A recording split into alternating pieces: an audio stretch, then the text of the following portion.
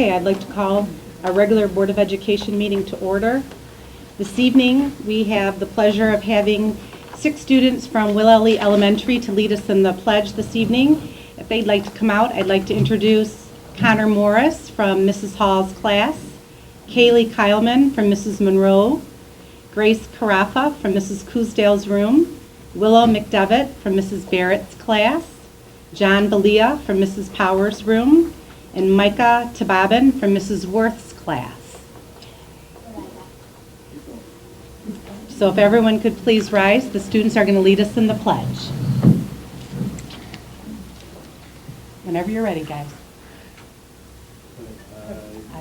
I pledge allegiance to the flag of the United States of America and to the republic for which it stands, one nation, under God, indivisible, with liberty and justice for all. Great job. Excellent. Thank you very much. Thank you very much. Nice job. Okay, I'll do roll call. Dan. Here. Bridget. Here. Andy. Here. Tracy. Here. Rob. Here. I am here, and Jeff is absent with notice. Next would be a motion to approve the agenda as presented. Make a motion to approve the agenda as presented. Second. Andy? It's been moved and supported. Any discussion? Hearing none. All those in favor, aye. Aye. Opposed? Motion carries. Next, our True Blue moment. This month we have 2 items. First, we would like to recognize those teachers who were Teachers of the Year for Richmond Community Schools. We have 3, one from each of our buildings. Starting out at the elementary school, our Teacher of the Year representing Will Lee was Margaret Monroe. Mrs. Monroe, if you, please come up. Come on up, and Jim is going to speak a little bit about Mrs. Monroe, so she'd come up, and the board also has a certificate for you after Mr. Benoit is done. Good evening, everyone. It is certainly a pleasure to talk about Mrs. Margaret Monroe as a veteran teacher in the 4th grade. She has taken on many leadership opportunities. She is participated in the teacher leader program through the Macomb County ISD. She continues the journey, as we like to say, in the teacher leader world. She's implemented many of the things through Teacher Leader in her classroom. She shared those things that she's gained from Teacher Leader with the other teachers in the building. It's amazing what she can do with a group of students. The advances that they make in her classroom are remarkable when it comes to reading, when it comes to math. The connections that she makes with students is what sets her apart from most of us in this world that we live in education. Mrs. Monroe is one of those teachers that knows the value of making positive connections with students. That's the first, foremost thing that she does every year. She cannot just teach the high-end students. She cannot just teach the middle-of-the-road students. She can teach all students. It is amazing what she can do with children. And I'm always impressed with what she does with children with special needs. And many of you know that that's something personal for me. And to watch what she can do with a student when they come in the fall, as they go through the winter into the spring, the growth that they make is remarkable. She is the chairperson of our March's Reading Month program. She does a remarkable job with this. She gets the students, she gets a nice sized committee of people together. She's always willing to lend a hand, to go the extra yard, to be there in the morning, to be there in the afternoon. She's great to bounce things off of. Her demeanor is professional, professional, professional. I can always count on that calming voice to help lead us in the direction of positive education for our children. It's a pleasure to work with her. I consider it an honor and a privilege. And I'm really, really glad that she became our Teacher of the Year at the elementary.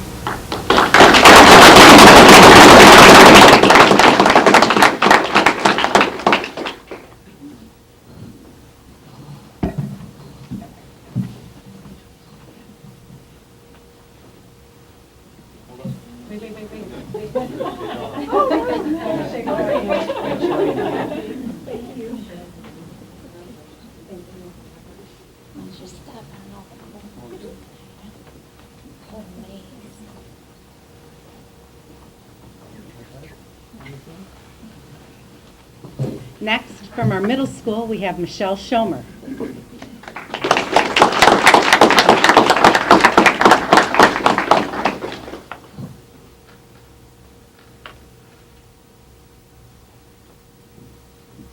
We at RMS are lucky to have Mrs. Michelle Schomer as a teacher.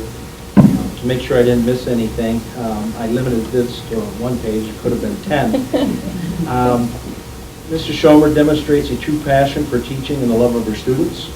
Her students recognize that in Mrs. Schomer's eyes they are truly liked and cared about, even when they make poor choices.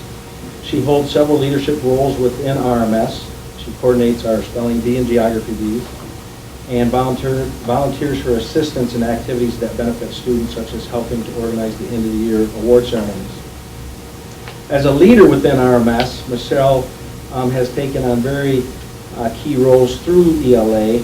She helped us develop our school-wide cross-curricular reading and writing initiatives, which we call Article of the Week and Peer Editing, that every content area take part in, and Michelle has been crucial in helping us train our teachers in our cross-curricular reading and writing initiatives. Michelle has provided staff with the rubrics on how to score the peer editing and Article of the Week writings, and that has, as an ELA teacher, I'm not a former ELA teacher, but as an ELA teacher I know that takes a lot of work grading those papers. In 2012, she represented RMS and was a co-presenter at the MAMSI, which is the middle school leadership conference that's dedicated just to middle school teachers, and that was held at Warren Woods Tower. And she basically took our Article of the Week project, school-wide project that she and Mr. Jarsma created and tweaked. They didn't come up with the Article of the Week idea, but tweaked it to meet the needs of RMS. And she has received lots of inquiries from those members in Macomb County that attended that conference to find out how we're doing it, wanting more information because it's such a great program. This year, she is a co-pioneer for our AARI, and if you stay a little longer tonight, those of you in the audience, we're going to talk about our Adolescent Accelerated Reading program. And she takes a lot of her personal time to meet with county teachers of AARI on Saturdays and after schools to become a better colleague and teacher for our adolescent readers. Michelle focuses on gaining the trust of each individual, and they inherently recognize that she cares about them as people first. Our number one goal at RMS is establishing positive relationships with our students, and she is a true pro at that. Her classroom is a safe learning environment. She is personable, sharing stories, jokes, and even allowing kids to see her make mistakes, which is not easy as a teacher. She does get harassed a little bit for being a Michigan State Spartan fan. Regarding her lesson planning, she is very meticulous. Each lesson has clear goals that are checked throughout her lesson as she's providing it and delivering it to her students. She's constantly adapting to meet the needs of all of her students. Any given day you walk in her class, you'll see individual group, you'll see whole group, and you'll see small group learning every single hour.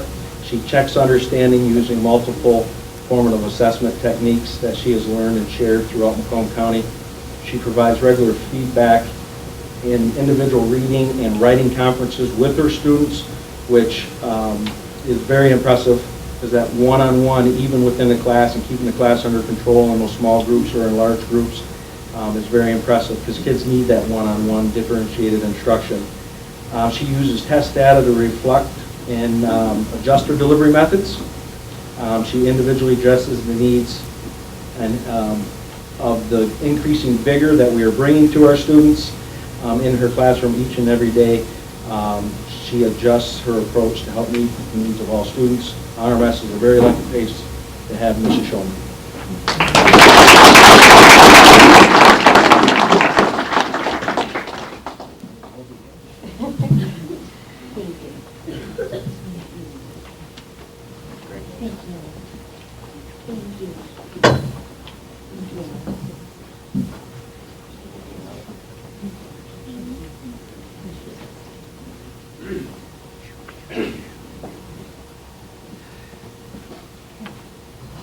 finally, our Teacher of the Year from the high schools, Jackie Underwood.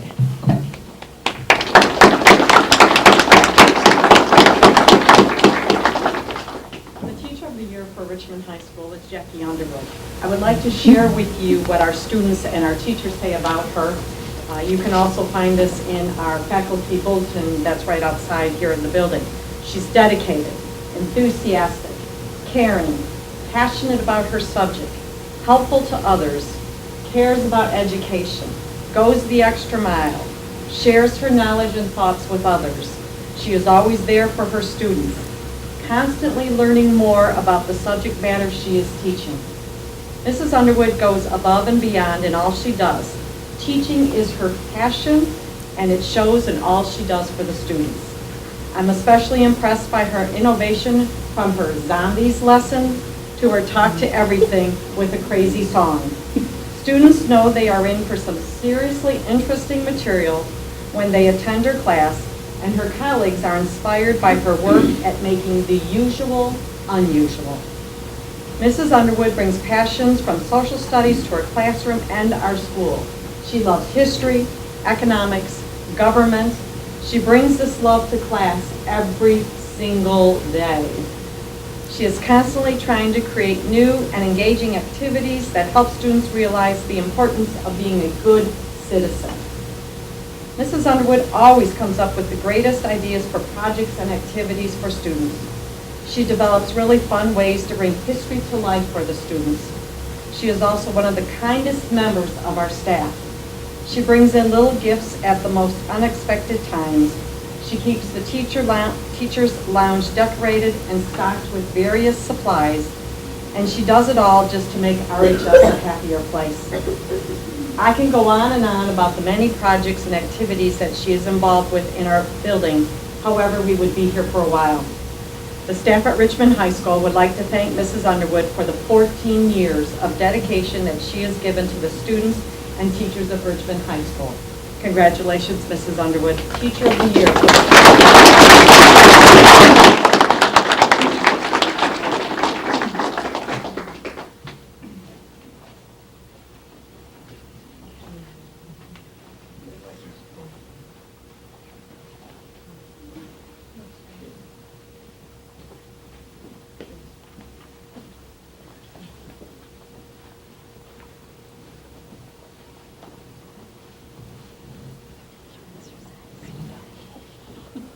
Again, the board would like to congratulate our Teachers of the Year for all their hard work that they give to our students at Richmond Community Schools. Thank you. Next, we love to have our robotics team here again this year. So our next True Blue moment, guys, we're ready.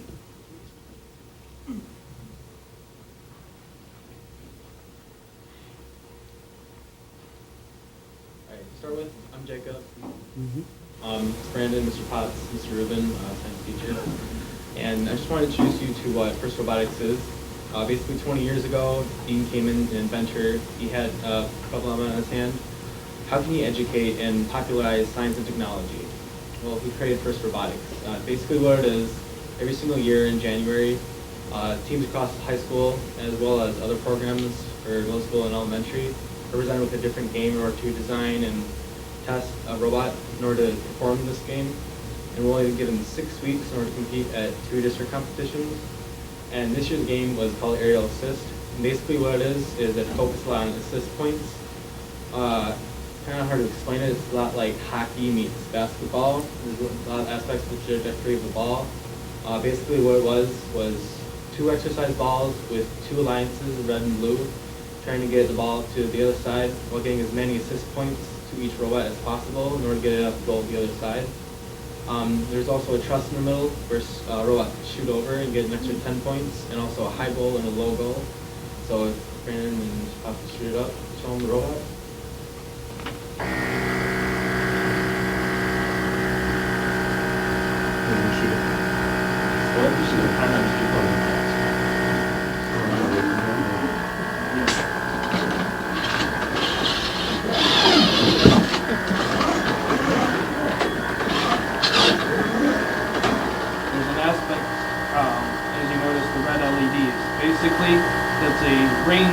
communicate. It allows the drivers from 50 feet away to be able to tell if the ball is in proper location to shoot. Right now, the indicator is telling me it's red because the ball is in not proper location to shoot. When it is green, it is in proper location to be able to shoot. What's really cool aspect is that's actually something we didn't have at our first competition. So a lot of what you'll see in First Survive will be adapting to different aspects of the game. A big thing is the human player aspect of it, where humans will pass them the ball. So what teams started doing was passing it over the trunks of the other human player and throwing it in. So that's another aspect of it. Big aspect that we had trouble with was shooting from afar, not being able to see. So we added that mechanism to it.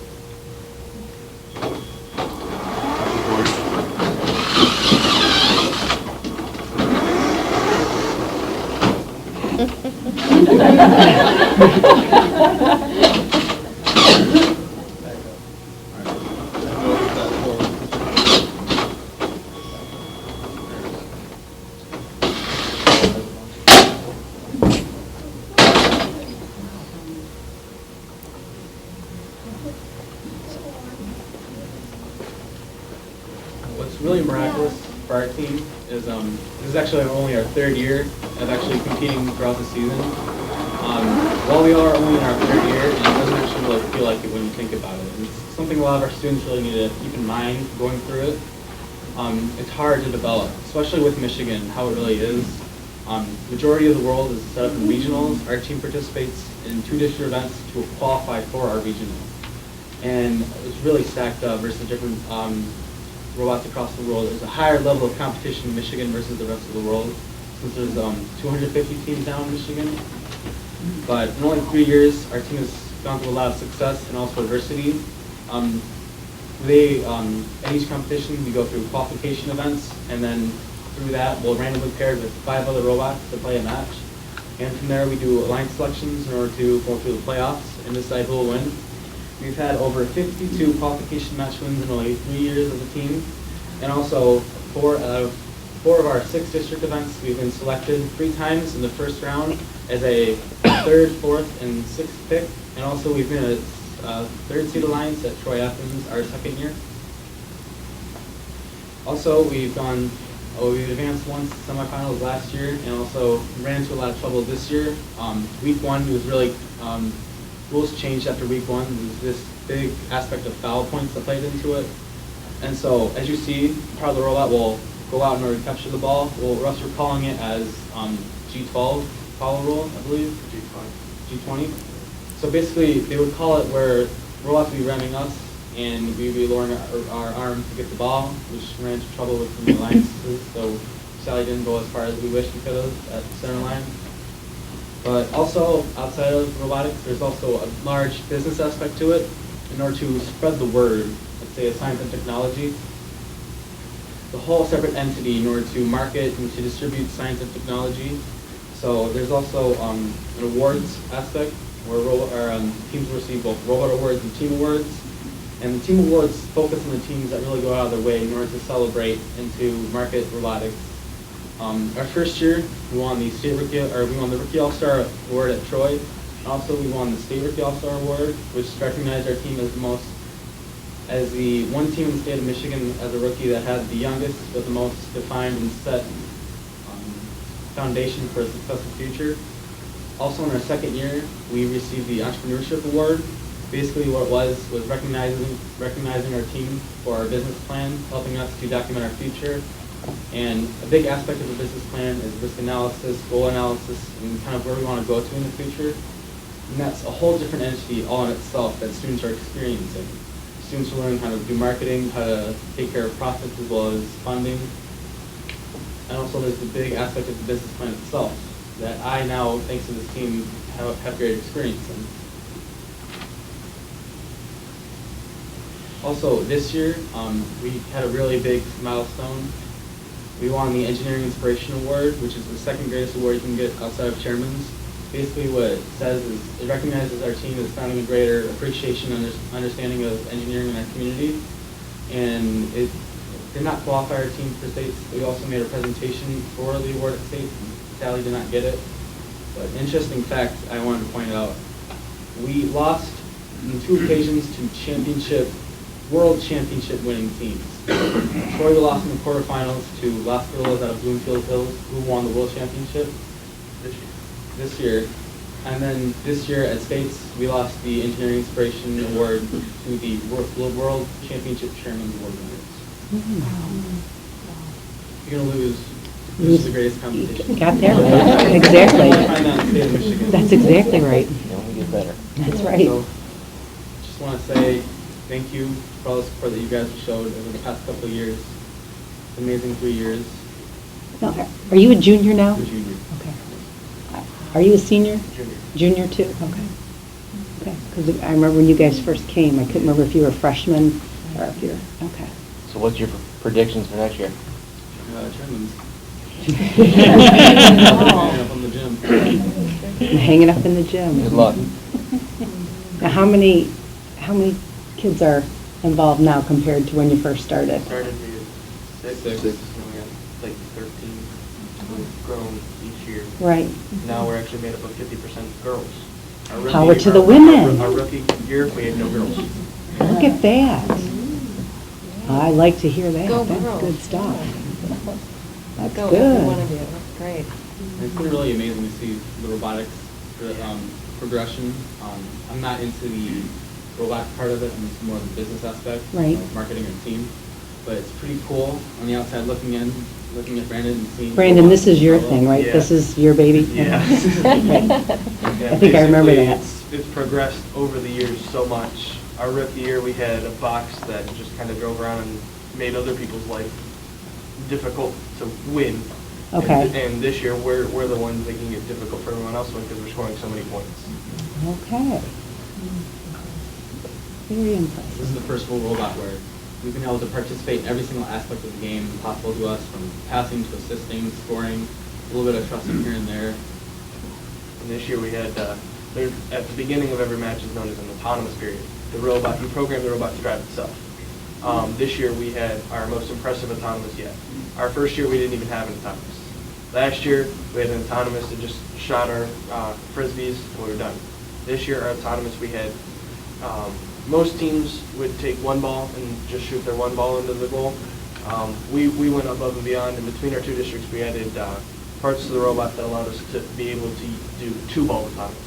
So we would shoot one ball and then go back and get a second ball and then shoot that ball And that's while moving. And that's another aspect that we actually adapted to from week 1. We had both the sensor and also the 2-ball autonomous.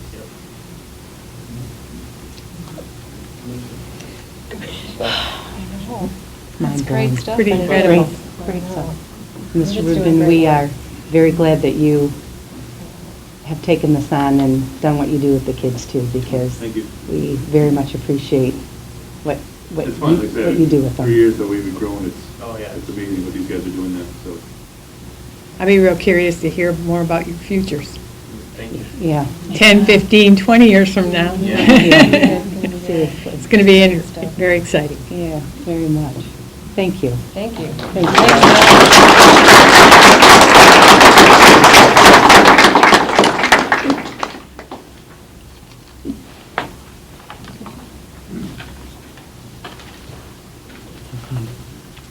Okay, moving on. Next, public comments. It's the portion of our meeting. If anyone in the audience would like to address the board, come up front, please do so. Just give us your name, and you have 3 minutes. If there is a question that you have for the board, there is a card, leave your name and phone number, and your question will be answered for you. Is there anyone who would like to address the board? No one? Okay, next, items of interest for members of the board. Anyone? I just want to say thanks so much to Deb Michon for having a great senior awards night the other night that I was able to be at, and it was just a great event. Deb, what was the dollar amount that you said? Would you like me to share it now or during my student announcement time? Well, you can share it then. Just be impressed, folks. It's going to be impressive when you hear how many dollars of scholarships this graduating class has earned with their hard work. And it was just great to be there and have the foundation be able to give out, Richmond Education Foundation give out 5 scholarships to graduating seniors, and that was just another good time. So it was good event. I agree, it was a very nice night. Anyone else? Okay. Committee reports, budget and finance. Bridget? Yep, okay. We met May 12th, and it was a very short meeting, which was very surprising to me. So. A little unusual. A little unusual. We went over claims, everything checked out. We also had a discussion of when our next budget workshop was going to take place. We hammered it down to 2 days, either May 27th or May 28th. Whatever works best for everyone. You can tell me now or get back with me.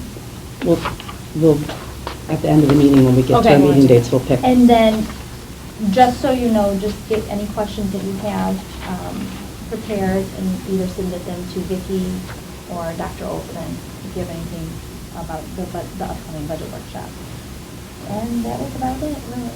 Mm-hmm. Just to add when we get to approving the claims and accounts, these blue sheets that were just added, the original claims and accounts, there was a cross through on 2 items, if you saw. These are those 2 items that, that's what Vicki sent to us in the email, Bridget, that are okay. So we are now approving.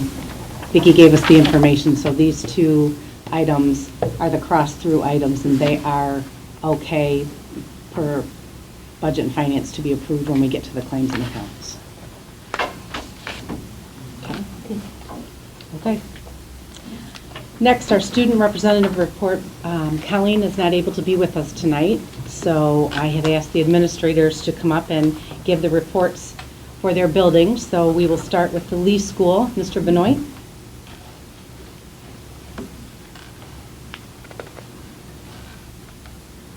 Hello again. The elementary school is busy at work getting ready for Field Days 2014. Mrs. Stewart puts on an unbelievable event. June 9th, 10th, and 11th. I've had, over the years, Mrs. Stewart's had many student teachers, many, because people count on her to do a good job with them, and she does a great job.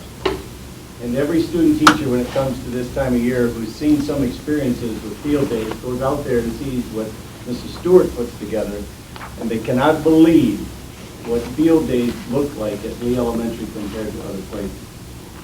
So she's putting together her last one in her career. There will be dozens and dozens and dozens of volunteers on the football field. So we're looking forward to that. And the students absolutely love it. Next week, we're having our Muffins with Moms program, first ever. That's on the 28th. We had our lunch with loved ones last week. Thank you to Sue Bevins for putting that on. It was wonderful. Last Wednesday, Thursday, lunch with loved ones. Had a lot of parents come in, sat down at the table with their child. It was very, very nice. I really appreciate your efforts, Sue. Thank you. We completed makeups with NWEA this week, so that's good. And on June 3rd, all 3 schools are participating in a release of Butterflies event for Gwen Aronson. I know we have sold over 100 through our school at Lee. And looking forward to that on June 3rd, where the entire district will gather on the football field that afternoon and participate in that. Thank you to Mrs. Bartel. And from our school, Mrs. Hall was our lead teacher. So looking forward to that. Thank you.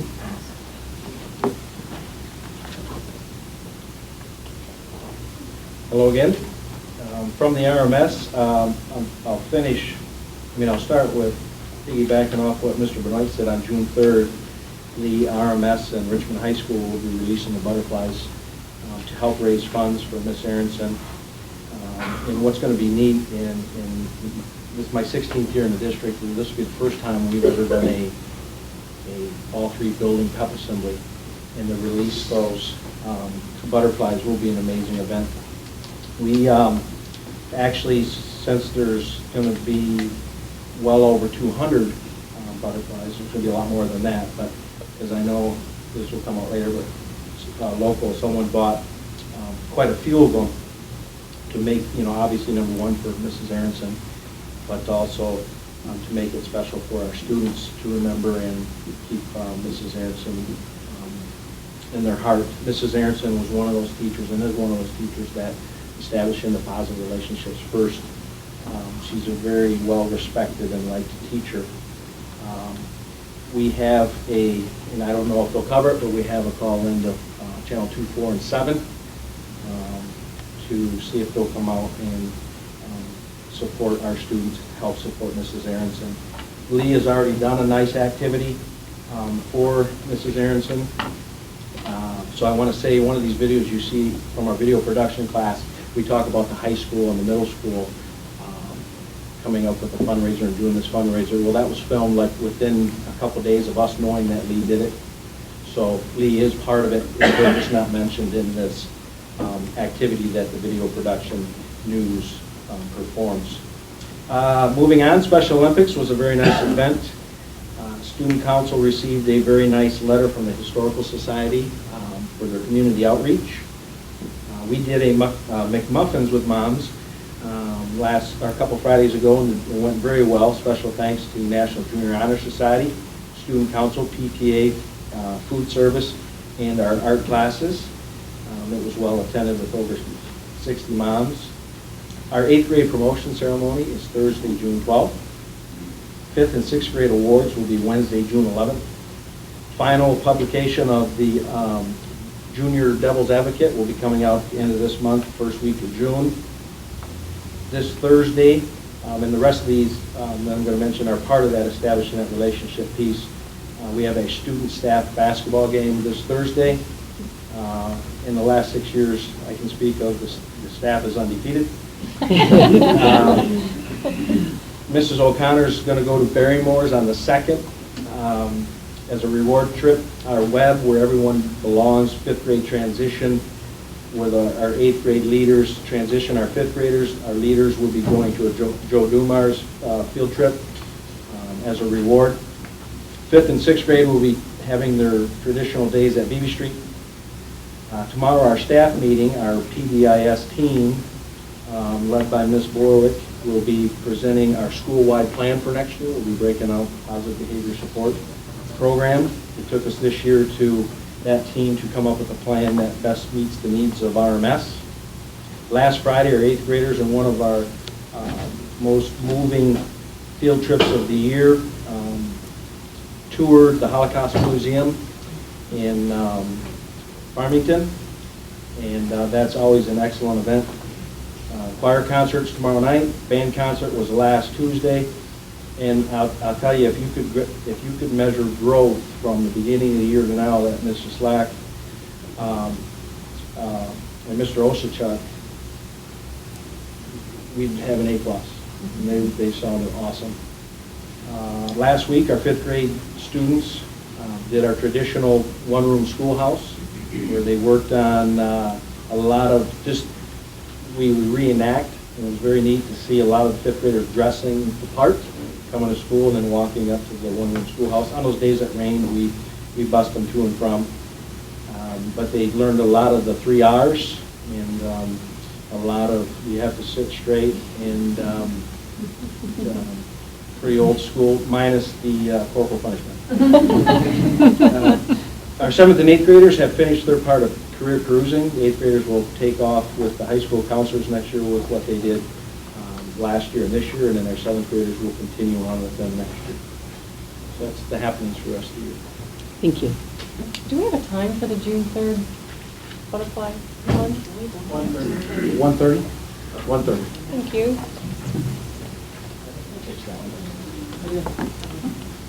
Good evening again.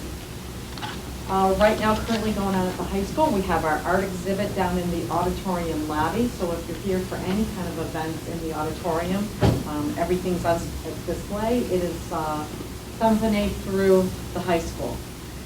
We had our junior and senior prom at Cherry Creek Banquet Center. We had a great evening, no issues. The best part of it was the food.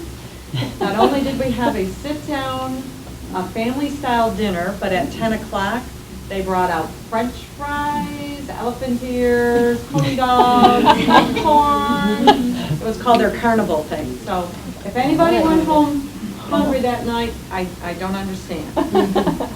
We are really, a lot of issues going on with seniors right now. Caps and gowns were distributed. That was on May 12th. May 13th, as Keith said, we had the spring band concert. I can't express anymore what Keith said. It was fabulous. Great growth, just a nice job. The kids just did a really great job. Okay, here's our senior awards night. That was last Thursday night. We had 89 students honored with either academic, scholarship, or athletic awards. We announced 54 scholarships totaling $1.258 million. And they're still rolling in. So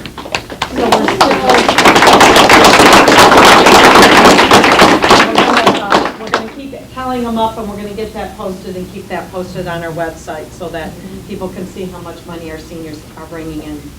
This week is senior exams, and on Thursday of this week we have graduation practice. We have the spring choir concert. The high school one is this Thursday in the auditorium. Graduation is not this Friday, but next Friday night at McLaurin Place in Port Huron at 7 o'clock. That's Friday night. Saturday night is the all-night party. Our kids will be leaving here and getting on a bus, and I can't say where they're going because it's a secret. All I know is it has a pool and a 20-man whirlpool and basketball and bounce house and all kinds of fun things for them for the evening. They will then return back here to the high school at 6:30 in the morning. Keith has already, and Jim talked about the butterfly release. We will all be doing that as a district-wide project. June 4th is our underclass awards, and that will be at the high school gym at 1 o'clock. And then our underclass final exams are June 10th through the 12th. We are also currently finishing up, where's Eric, as long as our technology stays on, for our NWEA testing. Sports. Our girls tennis finished third at the regionals. Both our boys and girls track team participated in regionals on Friday. The girls soccer will be participating in districts on May 27th. Our golf team is participating in districts this Thursday. And both our baseball and softball will be participating in districts on May 31st. So, on that weekend, on Friday's graduation, all day Saturday is baseball and softball, and then if you really want to end the night, it's the all-night party. I will be walking zombie on Monday morning. That is it for the high school. Thanks, Deb. It's a busy time of year. Okay, next. Motion would be in order to approve consent agenda items. So moved. Second. Okay, do you have the two closed session minutes? I do. Thanks.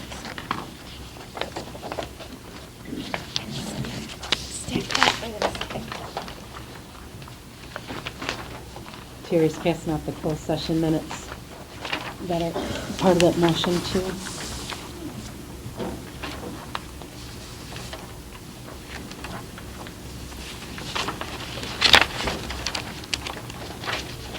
Okay, it's been moved and supported. Any discussion? Hearing none, all those in favor, aye? Aye. Opposed? Motion carries. Give me those session minutes back. Okay, next. Administrative items, technology contracts.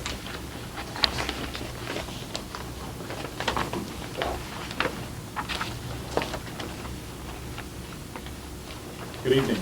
Hello. My name is John Foster. I'm with Convergent Technology Partners. With me tonight, our Director of Technology Design, Brandon Julian.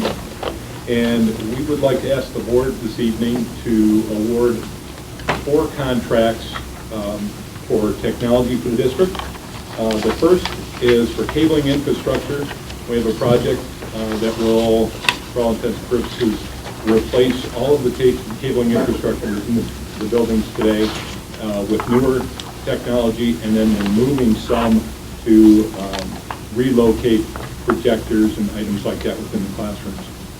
The cabling infrastructure bid was put out as a formal RFP. We received 4 bids back, and those bids are itemized in Table 1 of your handout. PCT Security is the low bid at $213,330. We also requested a mandatory alternate from all of the vendors for a computer lab at Will Lee Elementary.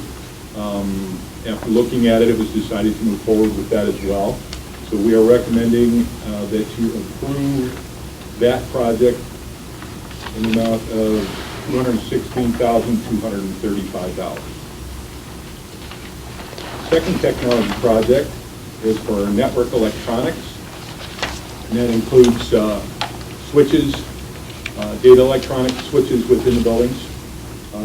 These we did not put out as a formal RFP. We requested pricing, REMC pricing, from the 3 vendors that are the approved REMC vendors for the products that are approved on the REMC contract. The vendors included Delta Networks, and the product that they represent is Extreme Networks. Also, in-account TSG, which represents Cisco, and C-High, which represents HP products. After reviewing all of the bids, the low bidder, which was Delta Networks, also provided what we felt was the best product at the best price. Their configuration was exactly as we requested from them. The next low bidder, Cisco, provided a product that we thought their configuration was a little lacking. So we're going to recommend that they do that.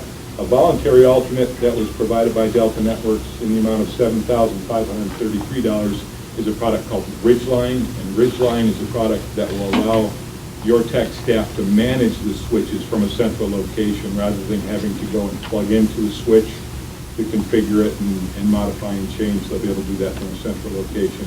It'll also give them alarms if there's failures and that type of thing. So we've recommended that as well. So for the second project, we are recommending that you award a contract to Delta Networks for $130,000. If we have questions, you want us to do it, hold them to the end, or no? Oh, go right ahead. I'm just curious how, it's a good thing that we're spending less money, but why is the huge variance between what we thought we budgeted and what the estimates were? For the total? Just for the network electronics.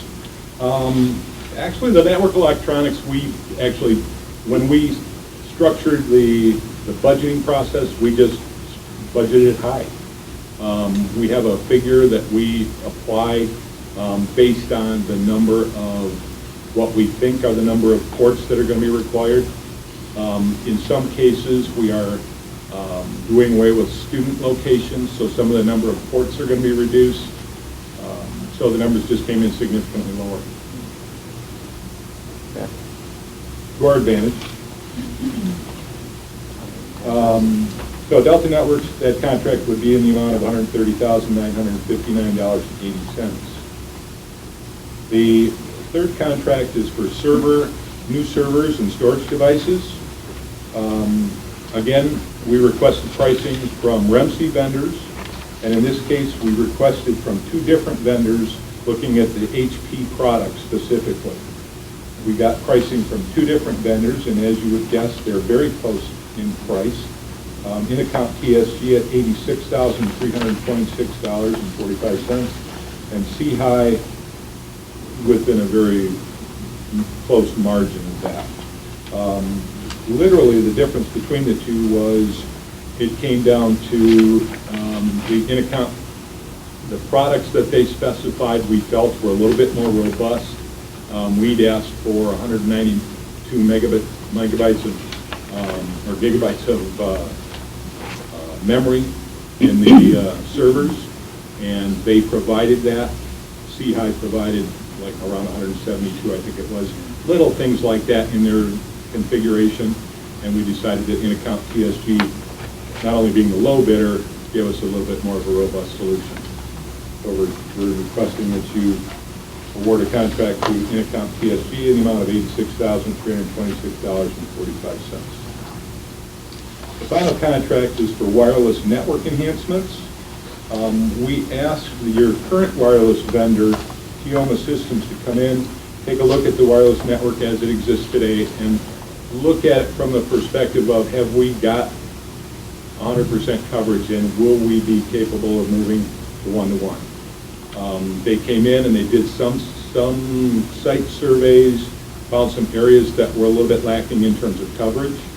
So they recommended the addition of, I think it's 5 access points. We are requesting that you award a contract to them of $5,400 to fill those 5 areas where we know we're lacking.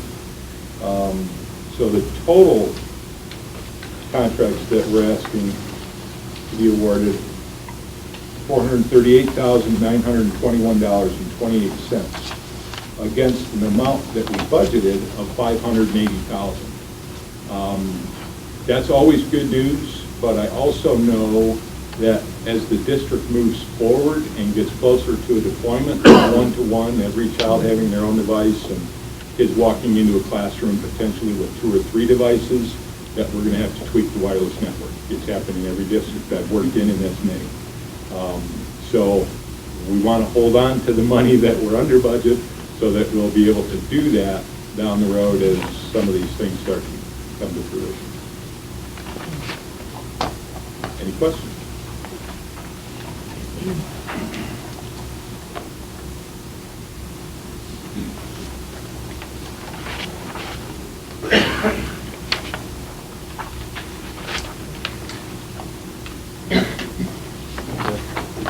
No questions? Okay, there's a sample resolution. I move the approval of the technology infrastructure contracts as outlined for a total of $438,921.28. Second. Okay, it's been moved and supported. Any other discussion? Okay, I'll do a roll call. Tracy? Aye. Andy? Aye. Bridget? Aye. Dan? Aye. Rob? Aye. I vote aye. Motion carries. Thank you. Thank you very much. Thank you. Next, middle school spotlight.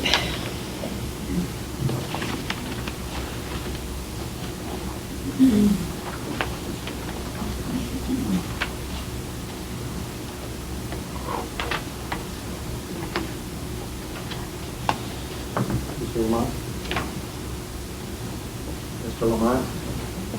Mr. Lamont? You said this would come up? Technology. Paging technology.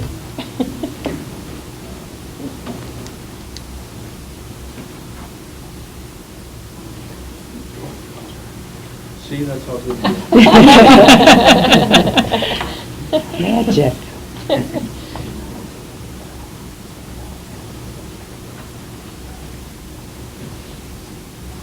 Okay. The RMS 2013-14 school year spotlight. We are going to spotlight 3 programs that not only help academic success, but a sense of belonging and establishing that relationship. First up tonight is our peer-to-peer program, and Mrs. Nancy Larentona and Mrs. Jennifer Cleland will be talking about our peer-to-peer program. I would like to say that these 2 ladies are unsung heroes in a school setting. They're our social workers, Ms. Cleland being 5th and 6th, and then Mrs. Larentona 7th and 8th, but they work well together and many times are seeing each other's kids. Can't say enough about how appreciative we are for having these 2 ladies. Then we're going to move into our AARI, and Mrs. Schomer, who is our RMS Teacher of the Year this year, and Mrs. Bartels, who she co-pioneered the program with. And then lastly, video production with Mrs. Campo, who was the 2012 Macomb County Teacher of the Year. So we are well represented by our RMS staff tonight. Peer-to-peer. Go ahead, Mrs. Larentona. Hello, everybody. I'm Nancy, and this is Jen, and we are the social work staff for Richmond Schools. We want to share with you tonight about a program that we have running at the middle school called Peer-to-Peer Support. And this program is not new to the middle school. We actually had it running a few years back in a smaller sense, but this year we have it for 5th through 8th grade. We have tonight a little video presentation to show you of some of the activities that we've done. And then we also have a little video at the end from some of the 7th grade students who participated in peer support this year. And they're going to give you an idea of what they felt they got from the program.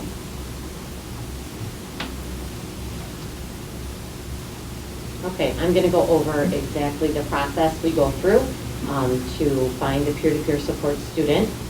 Teachers are asked to nominate students who would be good role models and mentors to students with disabilities. General education students provide support to the student with disabilities within the lunchroom, on the playground, and through group activities within the school setting. Mentoring is beneficial to both the students with disabilities and the student who serves as a role model. This program offers opportunities for general education students as well as the students with disabilities to learn how to relate to people with different needs, increasing their understanding of individual differences. So Jenny and I are the facilitators of the program this year, although in some districts there are other staff members that do get involved, including teachers and speech and language pathologists and such. But we are running the program this year at the middle school, and we do provide training to the students who are involved. We have, I think, close to 50 general education students doing this program, and we have 7 special education students who are supported by the 50 students. We do training. We give them a little bit of a general overview of what it's like to work with individuals with certain disabilities. And then we also do like a more specific training, which gives them the opportunity to find out about the student that they're working with. Jenny and I work very closely with these special education kids, and we can give them a little bit of insight into some of the behavioral issues that they might be presented with when they're working with their student. We have a really nice bulletin board at the middle school with all of our calendars. We run 7 different calendars that we update every month. So the kids pair up and they meet with their student at least once a week during lunch. And then this year also, we did an activity, which Jen's going to talk about a little bit, where we had a special lunchtime activity, and we did like a craft, and we had lunch brought in for them, and we try and do some little extra special things for the kids. Every student needs someone who says simply, "You mean something, you count." These are pictures from an activity that we did, and Jimmy John's and CVS both provided us with donations, so they came in, they had subs for lunch. CVS provided us with materials to make friendship bracelets. So the kids worked together making the friendship bracelets. There was a group that had not made them. A lot of our special needs students did not know how to make them. So the kids went around, they helped each other work together. They even taught me how to make one, which they thought was pretty cool because I didn't know how. It was a great activity. All the students really enjoyed themselves. They did really great. And a place where I can be me. And this is exactly what peer-to-peer is about. Peer-to-peer is about acceptance and a place where the kids can come together to learn from each other and to learn about acceptance. The main goal of the peer-to-peer support is to teach our special education students social skills. Having good social skills is paramount for success in life. And so although Jenny and I meet with the kids and we work with them on the specifics of how to be a good friend and sharing and respect and all those kinds of things, we do that in a small group setting. But the peer support program allows us to be able to have those kids go out and practice those skills out with their peers, with their friends. And you can't replace what these kids are able to do. I always tell the kids, I I'm 50 years old, I can't teach you how to be 13. But your friends can, these kids can, and listen to what they, have to say. And the kids go in there with, and they know what their mission is to work with these kids. But they, too, gain something from it as well, obviously. So everybody wins in this program. Peer-mediated instruction and intervention has been shown to have positive effects on academic, interpersonal, and personal social development, and may be the largest and most empirically supported type of social intervention for learners with ASD. And just to piggyback off of what Nancy was saying, I mean, we're instructing the kids, but they're going to learn from their peers much faster than they're going to learn from us. So it's been a really great program. It's been really great to be a part of it. These are the goals. Socialization obviously is the #1 goal, but the kids also learn, and this includes general ed and special ed students. They learn about teamwork. For our special education students, they are able to develop a sense of independence. There's an increase in self-esteem, problem solving, and then of course there's opportunities for learning for everybody, for general ed and special ed students. We have a group of 11 7th grade girls that have been working with one of our 13-year-old special education students, a young lady. And these girls kind of have gone above and beyond.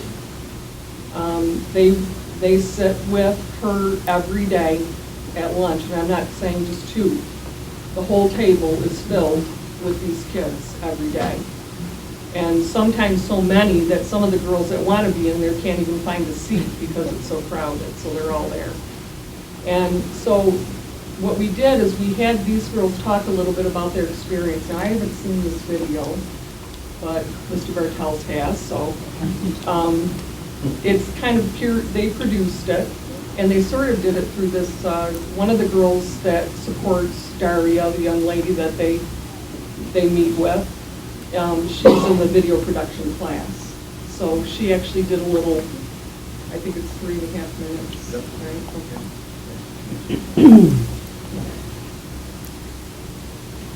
And one of our goals moving forward, meeting with both Jen and Nancy, is we are going to, our service groups, Builders Club, Student Government, Yearbook, Web, we're going to try to give each club a branch of this to help the peer-to-peer really take off for all kids.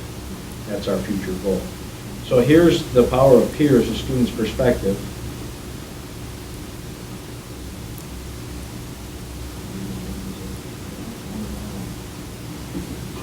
Oh, time out. Time out.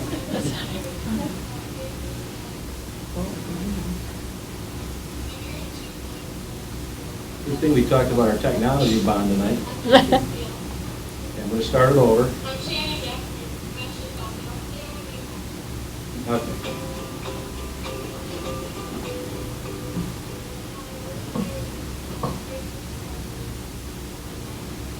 Can you hear that?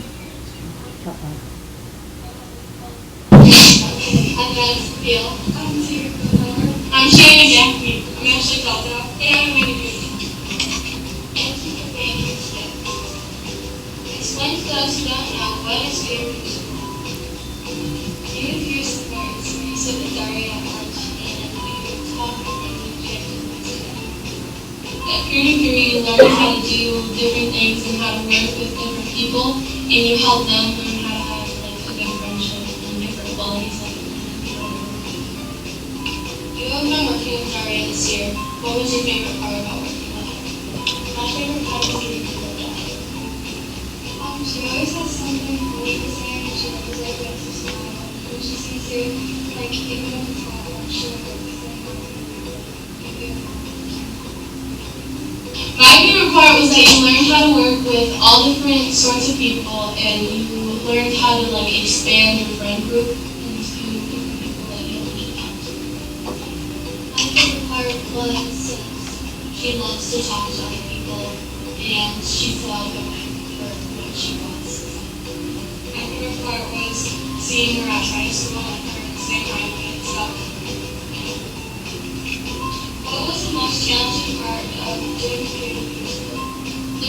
challenging part was when you had to give up certain things in order to stay with the program.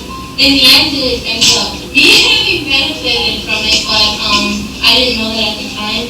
And so when I had to like give up doing things with my friends because they were doing other things and I was working with Aria, I didn't really notice that. I thought that it was going to be worse, but actually it turned out better. Was telling the radio how to be nice people. If other students were considering peer support, what advice would you give them? I think they should do this because it gives you the opportunity to work with other people and get to know everybody else. Like at first it may seem like you don't want to do it, but like the things you like to come up with. They should do it because it's a good experience and I think they should do it because it's not only you better than your others like, but you're better than yourself like. And if you meet new people, I would say you should do it because it gives you the opportunity to figure out yourself. I think you should do it because it will help you with not just kids with special needs, but with other kids, like being able to help them, being able to.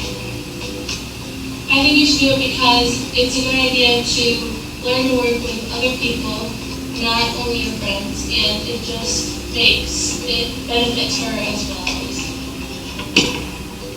Thank you so much for participating. This is about my little year for all the special needs kids.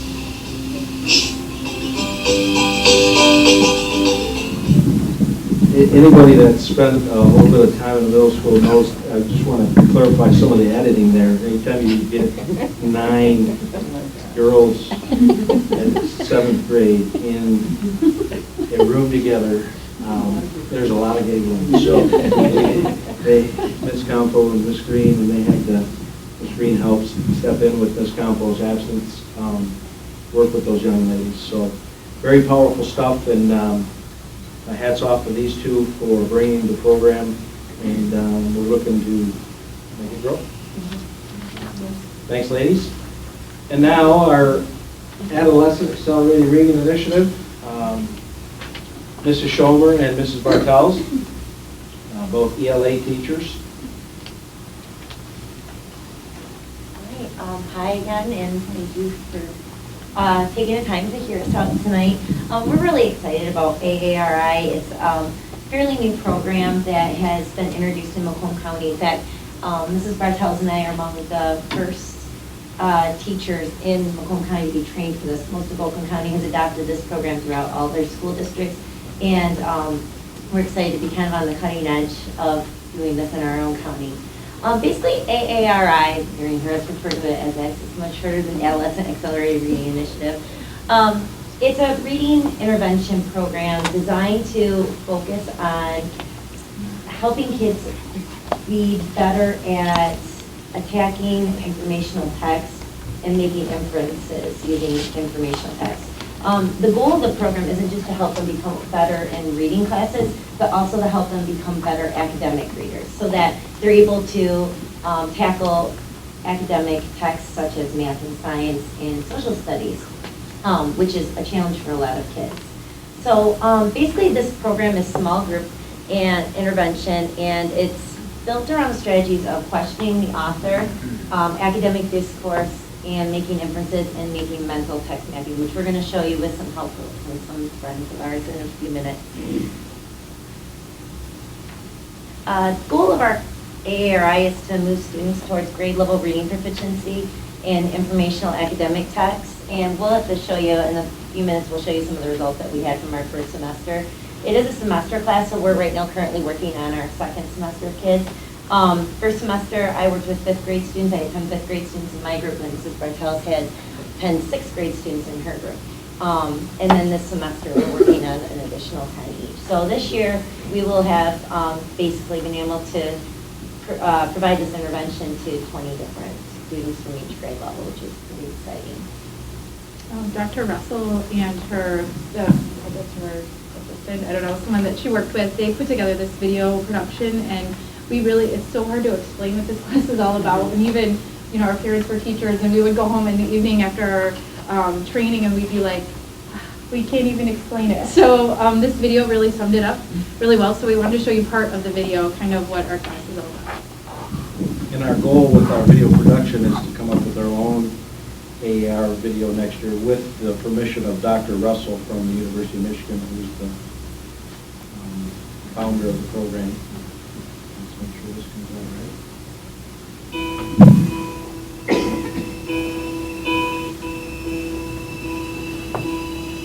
I can almost see it, that dream I'm dreaming, but there's a voice inside my head saying you'll never reach it. Every step I'm taking, every move I make feels lost with no direction. My faith is shaking, but I gotta keep trying. Gotta keep my head held high. There's always gonna be another mountain. I'm always gonna wanna make it move. Always gonna be an uphill battle. Sometimes I'm gonna have to lose. It ain't about how fast I get there. Ain't about what's waiting on the other side. It's the climb.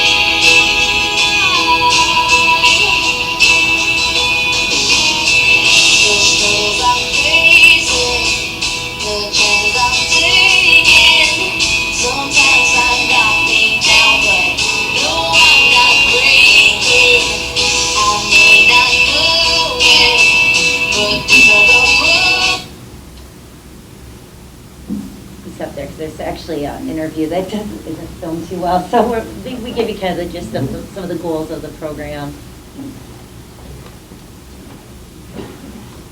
So Ms. Schomer just kind of explained the course. Basically, it's 10 students in a class, and it's a small setting. We do a lot of class discussion. We start the class first by looking critically at the text. So we do a lot of inferential questioning and scaffolding to get the students to think about the text critically. And once we've gone through the whole book, and really have gone through the whole book, then we look at text mapping. So we present different text structures to our students, and we try and see how the author really structured the text, which is everything Common Core is going to, and it's just a fantastic way to see words and pictures. So we're really proud of what our kids are able to do at the end, and they see these dominoes and these strings, and they bring up all this language in their other classes, which is fantastic to hear because we know it's going across the curriculum. So it's just been a wonderful thing to be a part of, and we feel very lucky to have been trained in this and to be hitting some students that just needed a little extra push. So yeah, we have a couple of students. Should we do our results? Well, one of the ways that we identify our students is we look for readers that are struggling, especially when there's a gap in comprehension and their fluency. And we administer the QRI test prior to and following intervention. So we keep really careful data. We not only share it in our own district, but we also share it with the county and Dr. Russell as well for her research. So we haven't QRI assessed our post-assessed our second semester kids, but we do have some results from the first semester. Basically, our intervention works where the group meets daily for one class period over the course of a semester. So we see the kids, by the time we QRI them in and we have to test them out, we see them about 17, 18 weeks for about an hour a day. And it's a really intense intervention where we can't, limit interruption the best we can and pulling out kids, and I think because our time is so valuable in that class. Basically, the way the intervention works is it's a discourse or conversation community where the teacher is the facilitator of discussion, and that's it. The students are the ones doing the thinking. They're the ones doing the discovering. We, which has been an adjustment as teachers to learn, have learned to facilitate through scaffolded questioning. So we rarely teach or tell. We scaffold our questions and help lead students to figuring it out themselves. And our goal is for them to make inferences using the text. So we'll ask them questions that are higher order thinking questions and teach them to use the text to find clues to put their ideas together. after reading, which is, as Mrs. Bartel said, we, pretty thoroughly discussed the text. We mapped the text, which you're going to see some examples of our maps here in a second. And the reason we map the text or look at the text structures authors use to organize text is it helps students to start making mental maps. And so they can start prioritizing information. Informational text is loaded with details, and kids sometimes don't know what information is important, what's not. So text mapping helps them to start basically structuring and filing important information in their own minds. And it's pretty amazing because by the end of the semester, they start, we have names for them, like, oh, I see a linear stringer. There's a falling domino. We have our names for them. And they start recognizing them right away, or they recognize a claim and, well, is that argument, how is that argument supported? So even here, the academic language that they're using to talk about text is pretty amazing. And this year we did 2 intervention groups, 1 in 5th grade, or 2 in 5th grade really, 1 each semester, and 2 in 6th grade, 1 each semester. And next year, we're looking forward to, with our 7-period day, we're going to expand the program to 7th and 8th grade as well. So we are going to each be teaching 2 hours of ARI, or 4 sections we're going to be hitting per year for each, or I'm sorry, per semester. Thank you. So 8 per year, 8 groups of kids are going to be getting through this program, which is really awesome, and we're super excited for this. So the 7-hour day allows for us to be able to do this type of intervention. As for results, yeah. So as Mrs. Schulmer was saying, we do the QRI at the beginning and then we redo at the end. And our first semester results were wonderful. We could say we drank the Kool-Aid for this program. We are just totally sold on it. So in 5th grade, the average reading level was 2.7 grade levels, which is fantastic considering we've only had them for about 17 weeks really, when it boils down to it. And that was on informational text, which is often one more difficult type of questioning and everything when you do the QRI assessing. So that's like huge growth for, especially for a 5th grader, cognitively, they don't have all of the life experiences a lot of students have had yet. They're only 5th grade. So it was a really great leap for them. And then in 6th grade, we had an average of 4.7 grade levels at the same time frame. So again, just cognitively a little older, and they were able to just show a little bit more growth. So some students even experienced at least, a 5 grade level leap. We had a few students that did that. So we were just so impressed by the results of our students. Yep, and every single student grew at least 1 grade level in that semester of intervention, which is, we were nervous. We were told and assured through our training last summer that don't worry, it will happen. We're coached by Dr. Russell throughout the school year. She comes in and coaches us, and we even did a learning lab at our building and invited Romeo teachers to come in. It's pretty exciting. And we were like, but by the end when we tested these kids, they made this incredible growth, and we're sold. Armada came in to watch us. Romeo and Mrs. Bartels and I are actually approached to be coaches for Macomb County. We'll start training probably this summer, early next year to do that. So we'll start coaching other schools in the county, which is exciting for Richmond. Or people here, exactly. Yeah, it was a big honor. We were really, really honored to be asked to do that.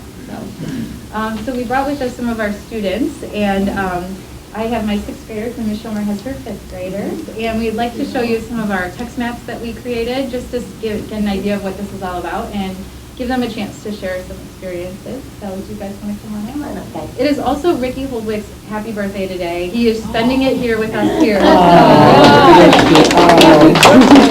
Lucky you. So this is Ricky Holdwick and Zach Johnson, and they were my students my first semester. And if you guys want to tell them about your experience, I will scoot over. You guys, I don't know, you want to stand?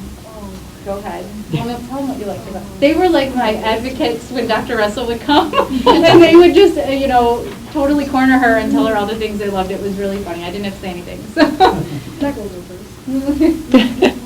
So what experience? Well, in the beginning, it was kind of confusing, learning all the text maps and what to do. Me and Ricky had a few wars. They were arguments. Discussions. It gets very heated when you've been looking at text for like 3 weeks and then you have to put it in a structure. And we never stopped. They fought it out, but in a good way, in a very good way. So once we got through further into the year and the semester, we learned to understand more about Okay. Well, in the beginning of the year, I wasn't that excited that I was pulled out of my special class. Every student was. Like, they were upset. But experiencing that class was amazing for me. I love that class absolutely with all my heart. I got a sheet to pick your specials next year, and I actually want to go back to that class, even though it's a health class.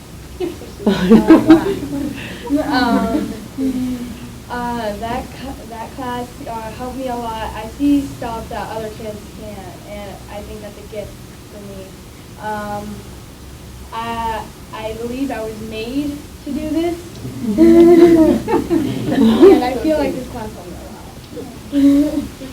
His mom said I was Good for going to you. cry, so. I said, what's he going to say? Tell me what he's going to say. Yeah, he showed amazing, they both did. They both showed amazing girls. I was so proud of them. They worked very hard, and I told them, when this class starts to when it ends, your brains are going to hurt, just like Ms. Schomer and I, when we were being trained in this, we went home with headaches every night. But, yeah, and it is, but it's an amazing way for them to see. When I first saw a touchdown, I was like, what is that? And then we go and do field trips to each other's rooms in 5th grade and 6th grade and check out each other's touch snaps. See what's good. And this is Ella and Brianna and Amanda. And Ella right now actually and Brianna are both in currently student ARI. So they haven't quite finished the semester. Why don't you talk about what you like or what your experiences are? What I like is that it gives me more confidence to read out loud and from my classmates, and it makes me feel like I'm a better reader. Good. And you are. You're doing great. That's not about me because the book and the text, because we do little text pictures, like what's in the room, the phrasing, and the thing in the first section, and it helps me like in the words, and then you say Well, it helps me for when I'm really struggling and I want to really see the structures and I just really feel like I see the structures just very helping me do better. This is Excellent. Amanda. I have her right now. She's our current 6th grader, and she is seeing text and pictures constantly. It's the most amazing thing to just watch her read, and I see a structure, I see this, I see that, I see the claim, and it's just fantastic. Can I say something? Yeah. It's been quite a while since I left the class, but it feels like just yesterday I just left. Because this year has been going by so fast, I can't believe it. That's good. You guys want to look at a couple of text structures and talk? We just have We can two share. maps. We'll let our students share text because this is theirs. We facilitate, we write, they tell us what to do, what to write, how to put it together, and it's pretty organic in the sense that, this semester's kids saw different things than last semester's kids. Mrs. Bartel's kids see it differently, slightly differently than my kids do. All right, you guys want to talk about, this is your map, isn't it? It's Amanda. Oh, it's Amanda. Anybody want to talk about what kinds of things are going on? And this is Animals in This is Danger, the book we the book that you currently have. Okay, so that's the argument. And the reason why the normal color of the argument is red, and the argument supports the claim, and the claim was animals are endangered. Many animals will die off if people do not help them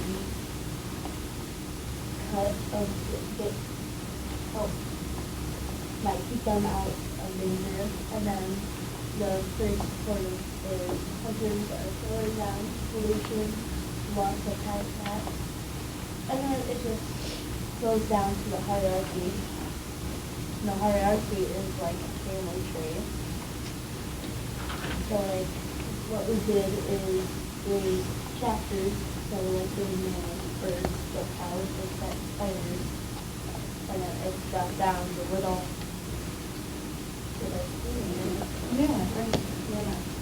really smaller parts of chapters of the same idea. so yeah, mountain gorilla, blue whale, African elephant, panda. And then, I mean, the color almost looks like the matrix. What does that show? And the matrix, what we did is we put it all together because we all seen that all of them are going all together with the attributes. So basically what we noticed is that the author structured the text around one original claim, and the claim was in black. And then he proves his point by ordering it in a hierarchy and then also comparing all these animals that you see in here, which can be very overwhelming to students when they're reading informational text. So by pulling out really what are the 3 or 4 or even 5 attributes that the author keeps approving all the way across, you can organize it in a matrix. So matrix is, similar to math when you do matrices in math, and it's all across the board. So it's just another way of structuring text and seeing the organizational pattern so they can find out what really is important. And the goal at the beginning of this class is to use the text maps and map every word in the book. But when you get to these higher levels, it's impossible. So then it's really important for them that they're able to see what is really important about this text. What is the author really trying to get across? There's other stuff, tons of details to throw me off track, but they're able to get their main thoughts right here on the map. So this was our latest map that we did, and we were very proud of all the work. I told them to just stare at it in class. I'm like, oh, it's so amazing. Thank you. This is a huge matrix. I've never seen one. No, we didn't have that one. We can't argue this. I thought the fire one was big.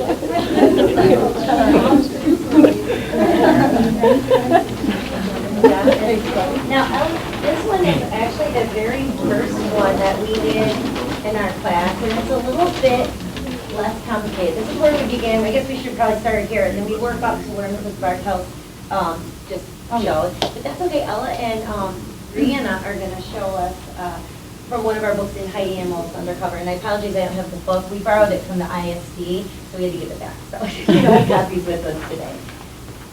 All right, so tell us about what is this global structure?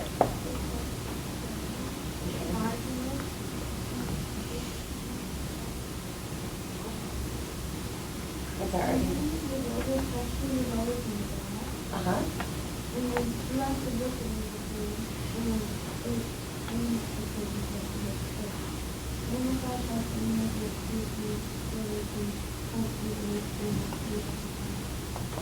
And then what is this that mostly the authors use this to prove the claim?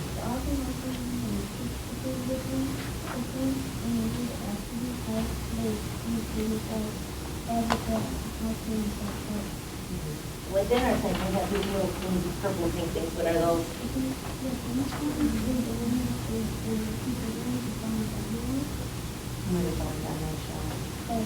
In fact, relationships we call them following dominoes, because one thing leads to another, which causes another, and causes another thing to happen. So. Nice job.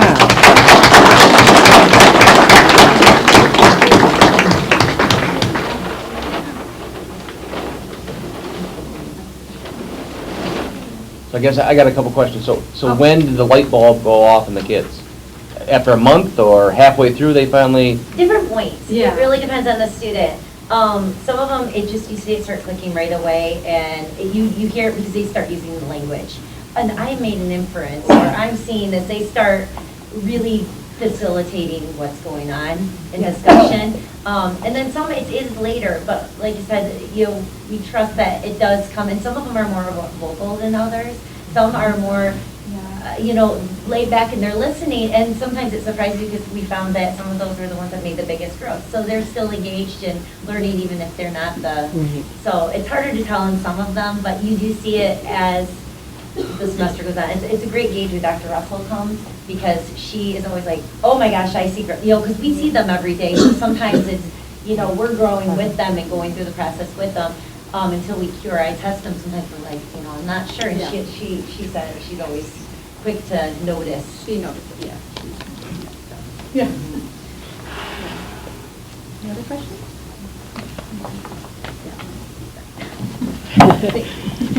Thank you. Thank you.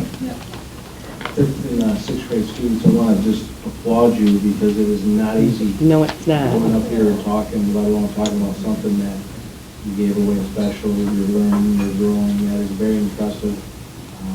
I'm going to piggyback off what Mrs. Lara Thomas said. She said she was 50, and I'm 42 years old, and I still get nervous when I go on field. So I applaud you. It is not easy. Very much, it's not easy. Okay, on to video production with Mrs. Campo. Hello, everyone. Video production is a new class at the middle school this year.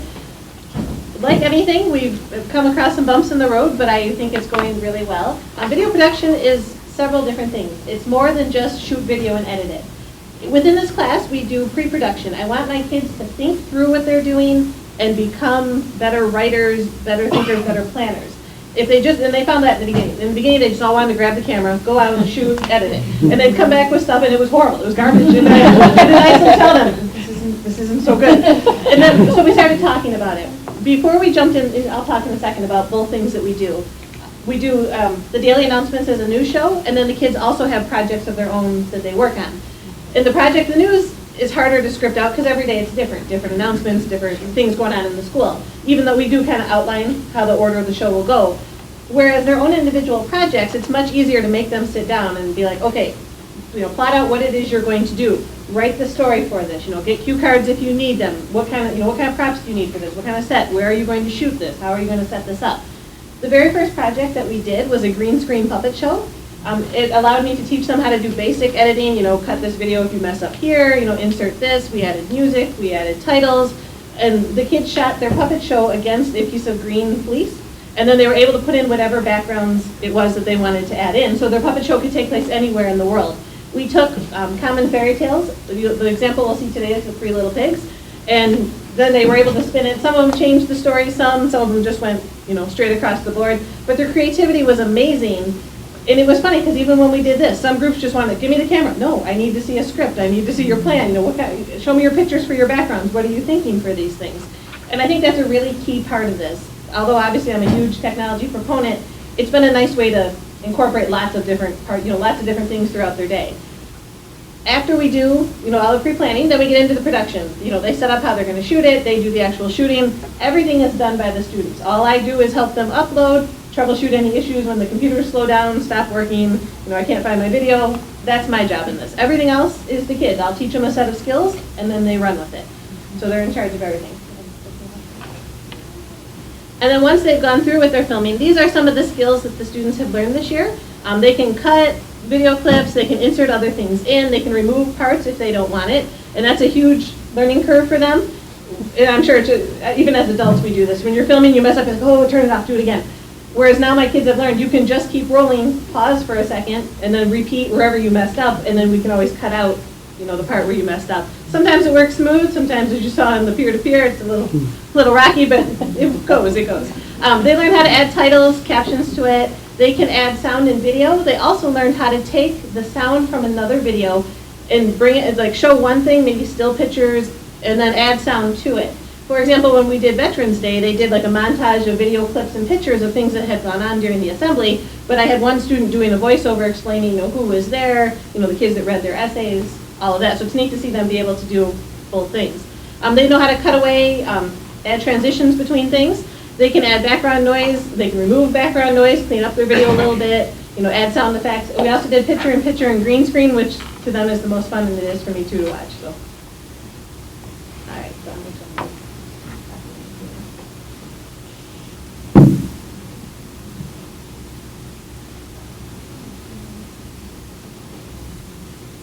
So I brought several videos with me today. The first one I'm going to show you is our green screen puppet show. This one is the exciting tale of the Three Little Pigs. Where's popcorn?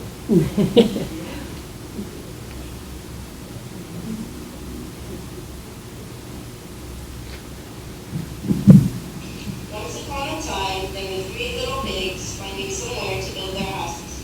They found a nice meadow. The only bad thing about it was that there was a big pool for them.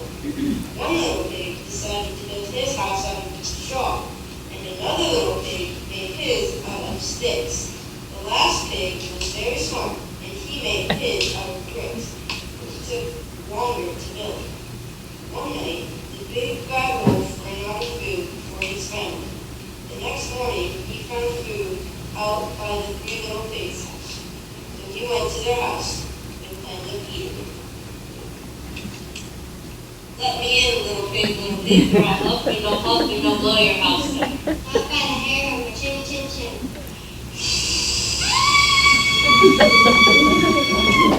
Let me in, little pigs, or I'll huff and no puff and no blow your house down. Now I've got a hair on my chinny, chin, chin. Let me in, little pigs, or I'll huff and no puff and no blow your house down. Now I've got a hair on my chinny, chin, chin. So the wolf climbs up the chimney and tries to fit in, but he gets his leg stuck in. Like the fireplace. Okay.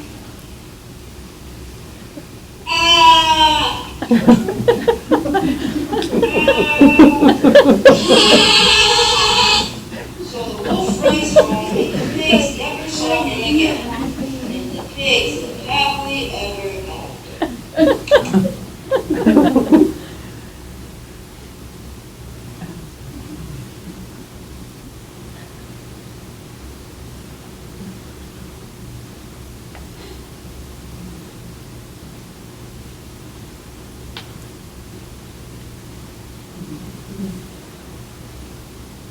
So that, as you can tell, was our puppet shows. And that was within probably the first 2 to 3 weeks of class. We did a few mini lessons, how to, cut, how to do the green screen, and then they just ran with it, which was really fun. It's always fun to see their creativity. Although the one thing they learned is they can't green screen with the narrator puppet because his hair is almost the same color as the background, and so you can see it moving all the time. The other part of what we do in video production is to do our announcements as a news show. And I have 2 clips from the news to show you. This first one's a little bit long, but here near the end of the year we have tons of announcements because there's 9 million things going on, as all of you know. This is our kids doing the news. The news started off just announcements, and it was good, but it wasn't great. Then the kids wanted to add green screen background, and it got a lot better. Then we started adding special features. We would send camera crews out to Science Challenge, and they would film the 5th graders doing Science Challenge. Or like the Veterans Day thing, or anything else that was going on in the building. If someone let us know what was going on, we would send kids down to film them. Then we started picking up weather. We have a 7th grade boy named Zach who is our weatherman, and Zach does the weather every day. Zach has become a little celebrity in our building. When we walk down the hallway, or like he came into my class one day when I had 5th grade, and he walked in and one of my kids goes, "Oh my God, that's weather with Zach!" Like the kids love it because he's always really animated and into it. We have a sportscaster now, so we've been adding more and more things, and I'm really excited, next year to continue growing with it. Every day is kind of a learning experience, so it's neat to see the things they've come up with and the things that we've done. So this is mainly just news, weather, and sports, and then I'm going to show you one of their special features after this.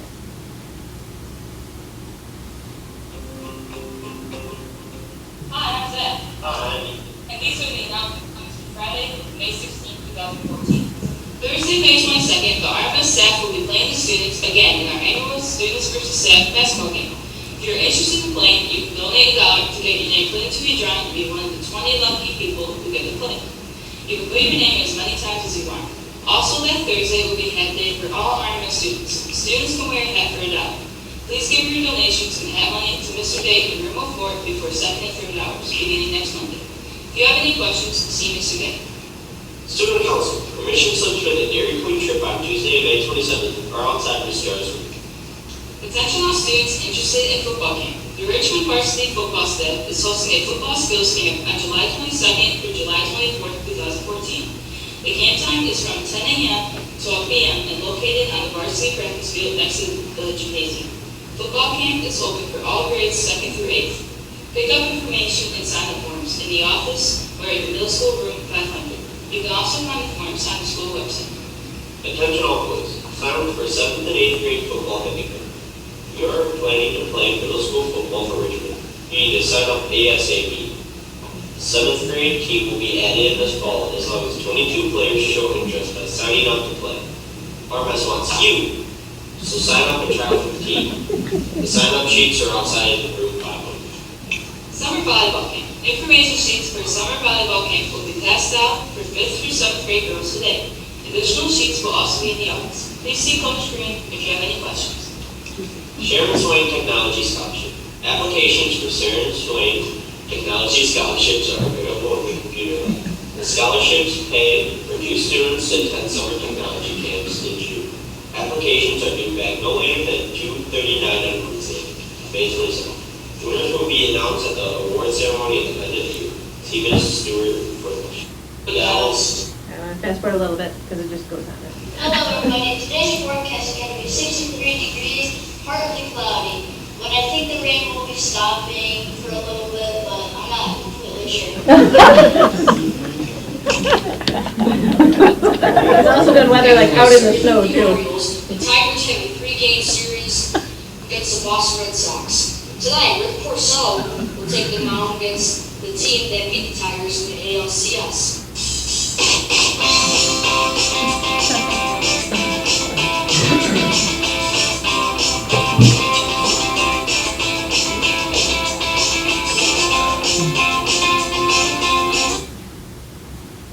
As you can see, birthdays are also part. Yeah, weather with Zach is by far, I think, my favorite part too. He went out when we had all that snow and it was all piled up in the back of the building. He stood on top of the snowbank and yelled down his weather. He did a great job.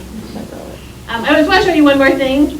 We also, in our class, as other projects, because we have some limitations in our room, we only have one video camera, so usually we shoot the news real quick, and then the other students are working on other projects. I'm really excited for next year, because this year we have a gigantic class. I'm hoping next year with the 7-hour schedule, we should hopefully have less kids, so we'll be able to have more kids doing different things. But so some kids are on news team, and then some kids are working on their own projects. This is one last example of their own project. We did public service announcements. The kids had to pick an issue, something that was applicable to them. This little girl chose to do one about bullying and bullying at the middle school level, and it's extremely powerful. I thought she did a great job with it.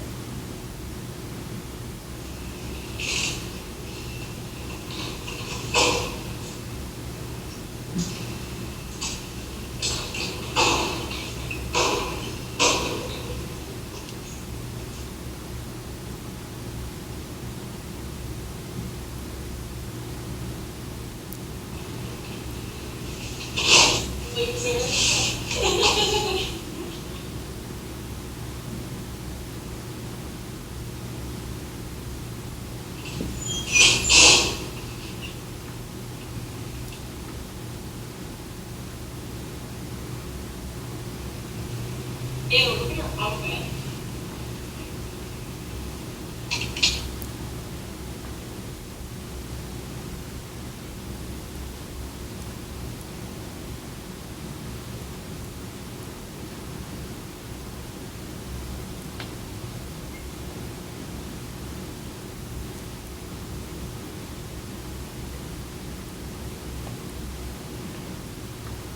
I don't know where we just went there, but that was the end of it anyway.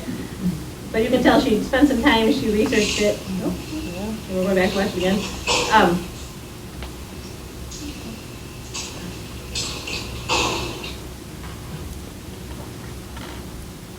Yeah, she definitely spent some time on that one, researching it, coming up with facts about bullying, and I thought she did a nice job of that. Okay, we have one last one of I agree with me today, and today I'm interviewing her about a fundraiser for the Miss Anderson was diagnosed with cancer. Students at the high school and middle school are having a fundraiser called Butterfly to Miss Anderson. We're going to start selling them May 1st at lunch. And today, Jeff Stockers will sell butterflies, $5 each. The butterflies are going to be released June 3rd. The whole school district will release the butterflies together. Butterflies will be delivered in envelopes that are shaped like pyramids. Students will just open them and they'll fly away. So, what is this fundraiser for? This fundraiser is for Miss Anderson who travels to Texas for a treatment. And we're helping her financially. Please give your $5 to lunch and help support Miss Anderson. All right, so that's just a little bit of a snapshot of what we're doing in video production, and I'm really looking forward, to another year, even better year next year. So, thank you. Thank you.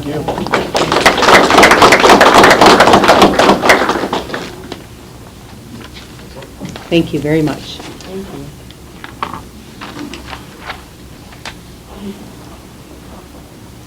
Okay, next. Under construction. Nancy? Thank you. I can't outdo these people. I'm going to get one of those, though. For the job. I have three items.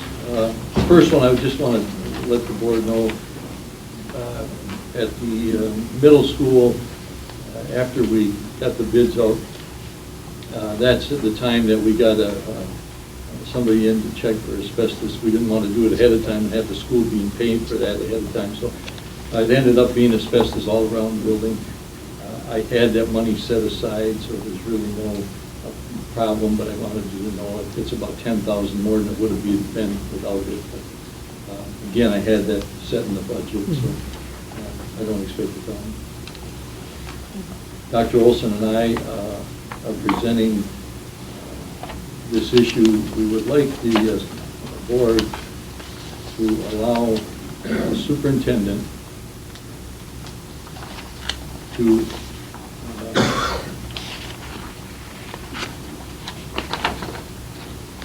do change orders up to $25,000, not to exceed the contingency fund, and that would be during the time of the project. The $25,000 is normally with something this size, that's the normal number that we have. We hope we don't use it, but it's got to be there. If we don't have something, the project stalls as soon as we run into something. So we are asking if the board would allow that. And again, that would be to the limits of the contingency fund, not additional money. There's a sample resolution, and this is 11C2. I move the superintendent be able to approve change orders for the bond project up to $25,000, but not exceed the contingency fund without prior board approval. It's been moved and supported. Any discussion? Questions? We did this before too, right? Okay, do a roll call. Andy? Aye. Bridget? Rob? Aye. Tracy? Aye. Dan? Aye. I vote aye. Motion carries. Okay, Yes. Thank next you. one? Yep. Excuse me. The final, we'd like the board to approve a contract with Flooring Edge Incorporated. That was one of the bids that didn't come in the way we wanted to originally. We just got those in Friday, and so we'd like to give them a contract. And that amount is $42,200. This happens to be the contractor that we worked with a couple years ago in the middle school. Okay. There's a sample resolution. I move the approval of the Flooring Edge bid for flooring for the construction project at a cost of $42,200. Support. Okay, it's been moved and supported. Any discussion? Do a roll call. Tracy? Aye. Rob? Aye. Bridget? Dan? Aye. Andy? Aye. I vote aye. Motion carries. Thank you for your attendance tonight. Yes, Thank you thank for you, being Bill. here. Thank you. Appreciate it. Thank you. I'm telling you, I'm going to get this. You guys better hold on tight to that. I'm thinking. Well, thank you again. Thank you. Next item is our new superintendent contract. As everyone, I assume here in the audience knows, Dr. Olson is retiring at the end of June, and we went out and conducted a search for a new superintendent for Richmond schools, and we are fortunate enough to have been able to choose a very worthy candidate to become our next superintendent at Richmond schools. And after very little contract negotiations, very little, Brian Walmsley from Warren Consolidated Schools has agreed to a 5-year contract with Richmond schools commencing July 1st, 2014. And so this evening we have that contract here in front of us, the board. And for those of you here in the audience and for the camera, Brian is here with us this evening along with members of his family. He has his wife, his daughter, his mom, his sister, his niece, and family friend, all here to support him and wishing him well, joining us here in Richmond. So for those of you that don't know Brian, if you'd like to stand up, but our new superintendent, Brian Walmsley.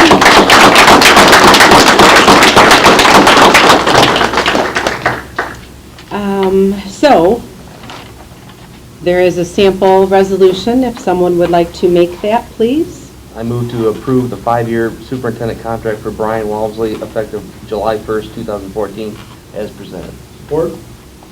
Was that Rob? Dan? I think it was Dan. Oh, it was Dan? Oh, sorry. Okay. Thank you. Okay, it has been moved and supported. Is there any discussion, comment? Excited. Very excited. Yes, we certainly are. Brian, I just want to say thank you for making the negotiation period very easy for us. Thank you. Okay, I'm going to do a roll call. Andy? Aye. Dan? Aye. Tracy? Aye. I almost said Brian. Okay, who am I? Bridget. I could be, I do, yeah, wouldn't that be good? I do letters here, sorry. Bridget. Rob. Aye. And I vote aye. Motion carries. Thank you and welcome. What? Change the tape. Okay, hold on. We'll change the tape. Pause. For commercial break. The long one.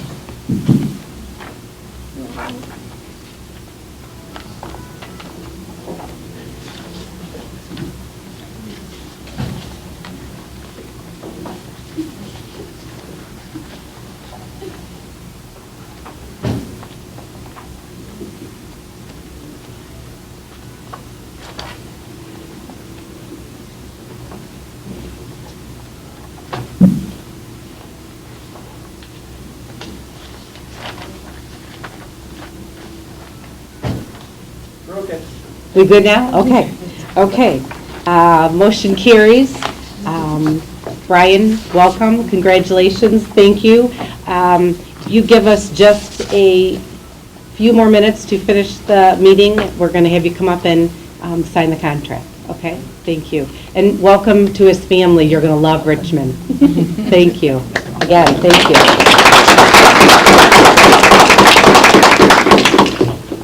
Okay, next, our AIS contract. Mrs. Michon, oh, you're right there. Come on up. Good evening again. Our AIS contract, yearly contract, is need to be, read whatever we do with this. What? Renew it. Renew it. Thank you. It's been a long day. We currently have 2 classes, and we will have 2 classes again next year. They are filled. We have, again, a waiting list, as we do every year. We currently have, just to let you know, 12 Armada students in our program, and we'll probably have about as many next year. So we are working on that. The amount is for the 2 classes, or the 2 programs, they're running 2 2-hour blocks, is $95,000, and we're asking that the board renew this contract with them. Just to let you know that this area is opening up employment-wise major. We have 5 of our seniors already working this summer for summer employment. Mr. Port's telling us that this is one area where people are starting to retire now, as in a lot of our skilled trades in the area, and the demand is out there. There's just not a lot of people, a lot of young people, students, whatever, going into it. So I do see a demand, at least for our kids, at least for employment-wise. Like I say, 5 of our kids are working this summer just on what they have with the 1 year or 2 years that they've had in our program. So it is, it's a very good thing. And we have, again, numerous of our students are going to Paris State, Lansing Community College for their operator and maintenance program. So it is definitely a program that our kids are doing well in, and there's job opportunities out there for them. Very good. Okay, motion would be in order. Make a motion to approve the contract with AIS for the 2014-15 school year. For the dollar amount too, right? Oh, for $95,500. Second. Okay, it's been moved and supported. Any discussion? Yeah, I just got one thing to, it's concern, but for children with IEPs Yes. that are going there. Yeah. Just want to make sure that the IEPs are honored when it goes to Absolutely. AIS. We have a new instructor this year, so we are working closely with him, with our special ed department to make sure that our kids are getting those required if they need assistance or need any help. So we do have a new instructor. Okay. All right, thanks. Absolutely. Okay. Anybody else? Okay, I'm going to do a roll call. Rob? Aye. Tracy? Aye. Bridget? Aye. Dan? Aye. Andy? Aye. I vote aye. Motion carries. Thank you very much. Thank you. Thank you. Next item, Dr. Olson, layoff. Okay, we have one layoff that we need to do at this time due to our projected enrollment as our classes move up next year. And with what the students have scheduled at this time, it appears that we are able to lay off one teacher at the high school, and that would be Lance Whitney. Okay. And there's a sample resolution.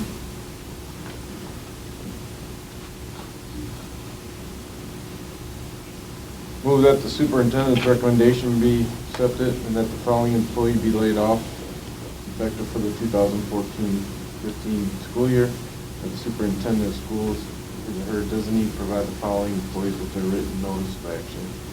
Lance Whitney. Support? Okay, it's been moved and supported. Any discussion, questions? Just tell me what he has taught. What has Lance taught? Social studies, government. Thank you, Deb. For how many years? How many years has he been there? 3? I believe it's 3. Because I know he does not have. It's not tenured.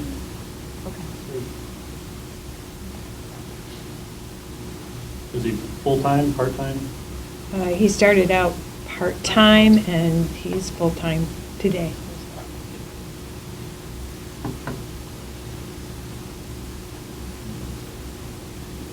How was it determined that he's the one getting laid off? I'm not familiar. Is it evaluation or is it seniority? Or? Evaluation and seniority. Okay. The evaluation of our staff did not affect this position, so it then ends up being seniority.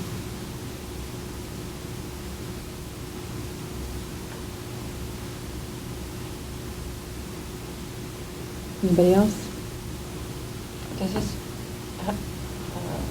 tell me where class sizes are at in high school. Are they typical class size, Deb? 35. But then we have some that are quite a bit smaller than that. So it's 32, not the average, or is it the average? Or? Sorry, is 32 the average class size, you would say, at the high school? In the English department? And any of our departments, our core areas, yeah.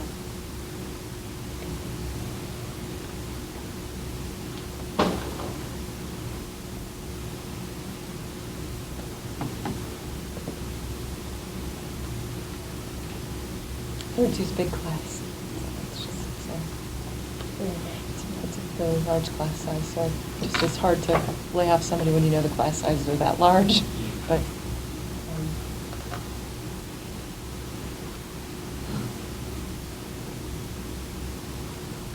Okay. Anybody else? Okay, it's been moved and supported. All those in favor, aye. Aye. Aye. Opposed? Motion carries. Next, best practices incentive. Vicki? Hi, I'd like to bring before the board the best practice incentive resolution. The government enacted a appropriation of $52 per pupil for the 2013-14 year for districts that met 7 out of 8 best practices. And we have met 8 out of 8 best practices.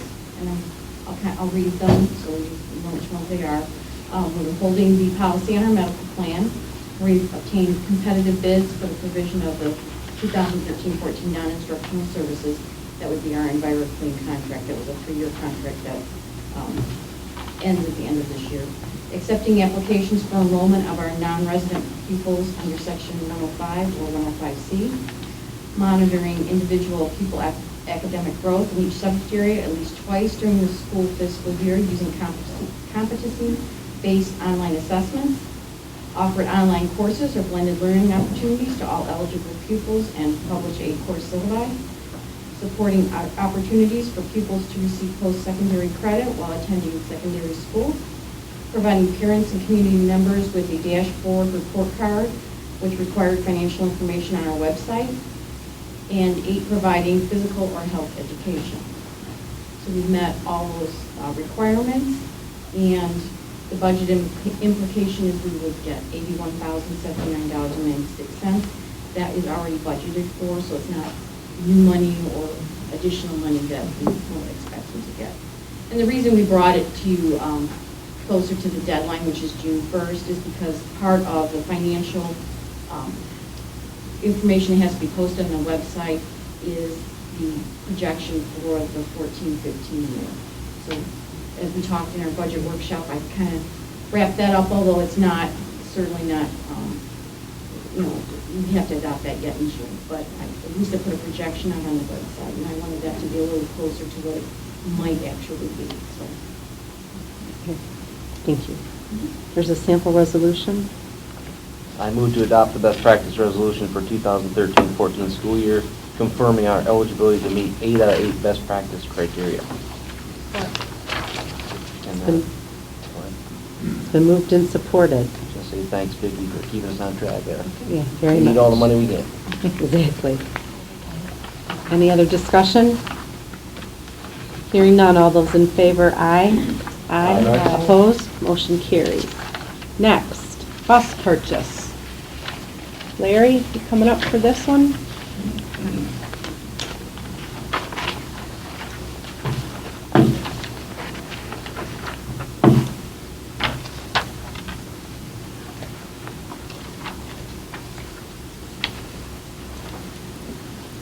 Okay, we're going to recommend that we buy propane-powered Bluebird buses this year due to the fact that the government is giving a rebate on the propane as far as the fuel.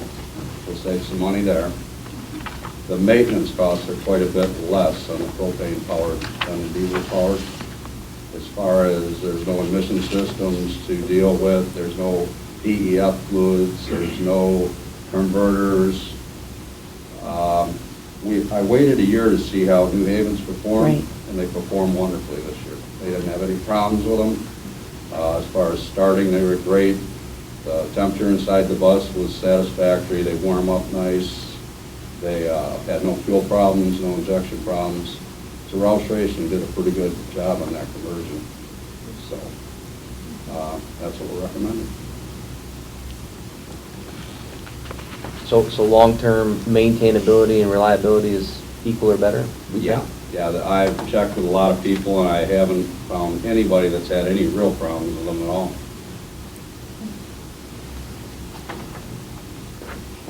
And they are cleaner, zero emissions. All right, I move to purchase 2 Bluebird propane buses at the cost of $93,103 each, as specified in the quote. Support? Okay, it's been moved and supported. Any discussion or other questions for Larry? I just like to say, he's spot on as far as the emission stuff goes with the diesels and the DPF fluid and all that stuff. It's a huge headache and maintenance issue. And this is still part of the good, this is good news from the bond, so, right? Yes, we did include the security cameras in the quote too, so. Bond money, though. Bond money. Mhm. And there was 90,000 allocated per bus in the bond, so it's slightly above that, but we should be fine. Okay. Okay, I'll do a roll call. Andy? Aye. Dan? Aye. Rob? Aye. Bridget? Aye. Tracy? Aye. And I vote aye. Motion carries. Thanks, Larry. Appreciate Thank it. you very much. Okay. Student handbook updates, first reading. Mr. Bordeaux? Ms. Borwick?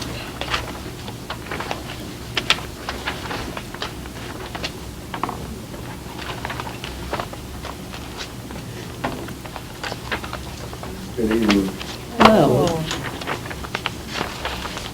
These are the proposed changes for the 2014-2015 school year. The document you have in front of you, on the left-hand side lists our current handbook. On the right side lists the changes with the actual changes highlighted in yellow. Many of the changes are in the high school. The middle school has a few, and there's a food service change also. The first change, also the pages aren't exact, depends on what type of computer and what size computer you're looking at. The page numbers will differ, but they're pretty approximate.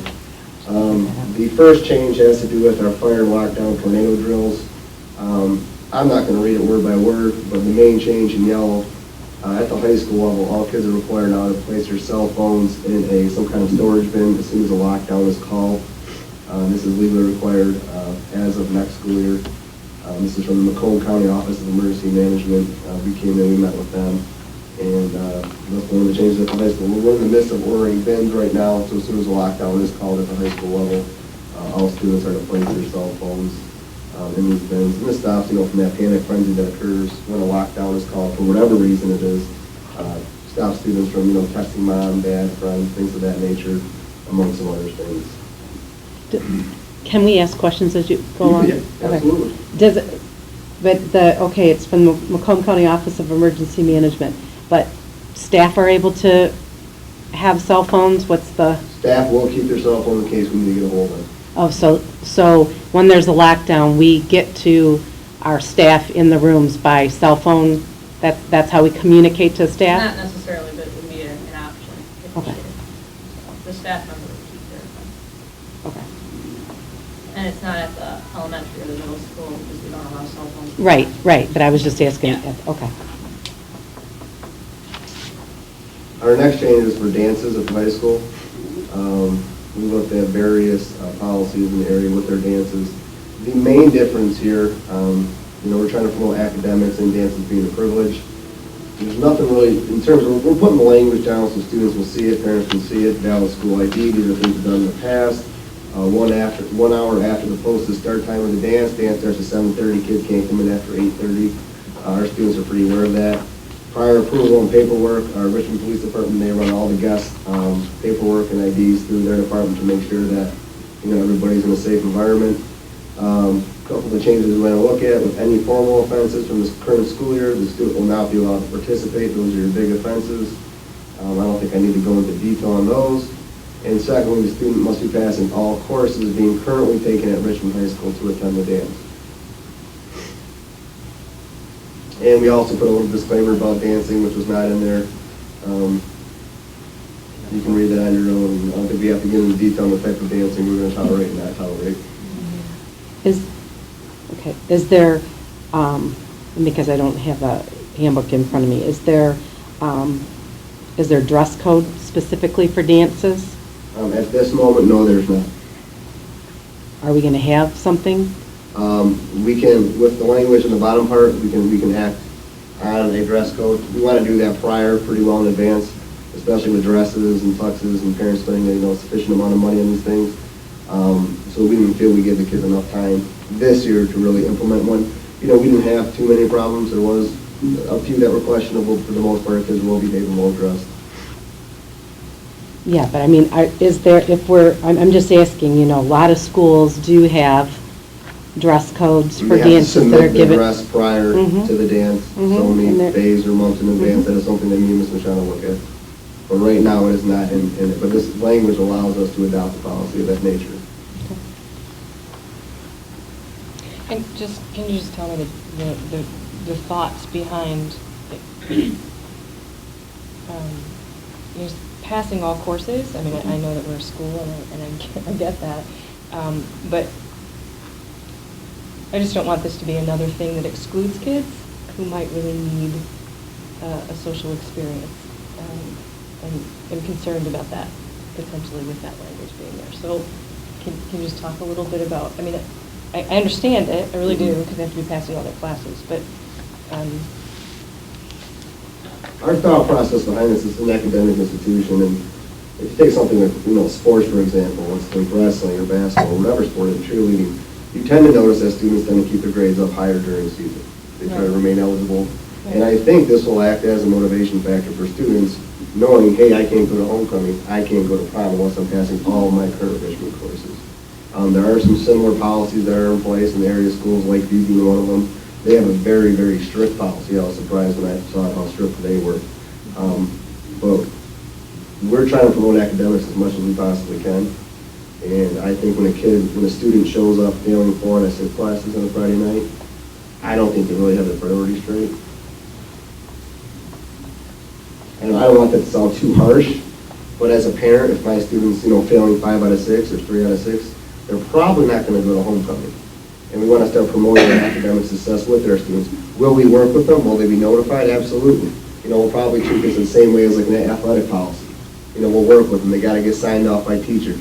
Are they working to get that grade up? You know what I mean? We just don't want that student that's taking school as a social event and not taking it serious to take that same attitude to a dance. And the chances are when the problems happen are going to be with those students.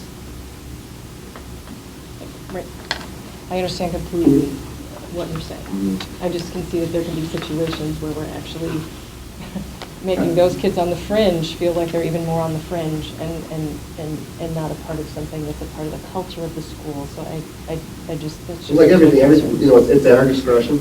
Sure. We can work with kids as a cut and dry. Right. The policy is here. Well, if it brings these kids up and we see these kids and these kids surface and they say, hey, I want to pass because I want to go to a dance, right, that's a good thing. Sure. And if that kid puts that effort in and that kid's improving his grades, then I think the policy serves its purpose.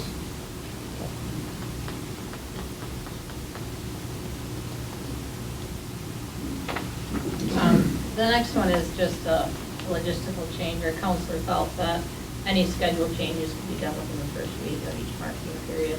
That way the changes are made and then they're in the class, obviously not missing out on instructional time. So it was just a 2-week switch to 1 week. So it's over and done with, Yep. and we move on.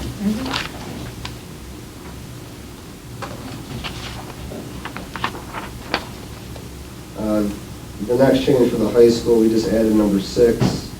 Administration maintains the discretion to determine if further discipline is necessary based upon the severity of the incident. There are some incidents with academic dishonesty that are more than a kid peeking over, especially with technology the way it is today. We've had a few incidents in our school and other schools in the area in terms of cheating, in terms of creating the issue and many students being involved in this, from using cell phones to recordings to things of that nature. And like I said, we just want to give us the ability to make a decision on most of your actions. Will it come up throughout the year? We hope not, but if it does, we just don't want to kind of put handcuffs on ourselves and not allow us to make a proper decision for our students.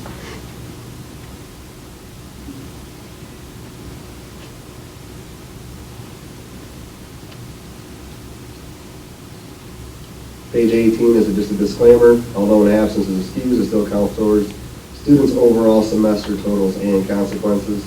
An absence is an absence, and that's always been the case. We just wanted to make sure it was plain in view, so there weren't any questions there. Middle school is next. This was just the arrival at school. Students get 10 minutes to arrival time before it counts an absence as opposed to a tardy. So you can see that there's some change in the language, because before I believe it was 5 minutes.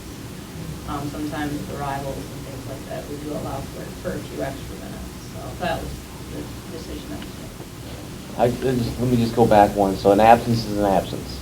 So I can think of one occasion, if it's a bereavement leave, that's not counted against you. So an absence isn't an absence. Not immediate family is not counted against you. Okay, so there are certain individual absences that do not count against you, like a 3-day leave for a surgery or a medical situation, something like that. But just an excused absence, a single absence from a parent going, hey, John won't be in today, he's feeling ill, he's there the next day. That's still an absence. Even though it's excused, it's still an absence. Okay, yeah, I follow that. The high school, the one change here is for just the wording for 6 or more tardies per semester. It said equals out of school suspension. There were some particular incidents where an out-of-school suspension wasn't necessary, in a student's particular situation, whether it be a hardship at home, a hardship getting there, where we felt an out-of-school suspension really didn't help, help the situation or the student in his learning goals. So we just wanted to put may result. That's actually a mercy. We're not getting more strict on that one. We're getting more lenient on that one. So it may result in further Saturday school assignments or other progressive disciplinary consequences.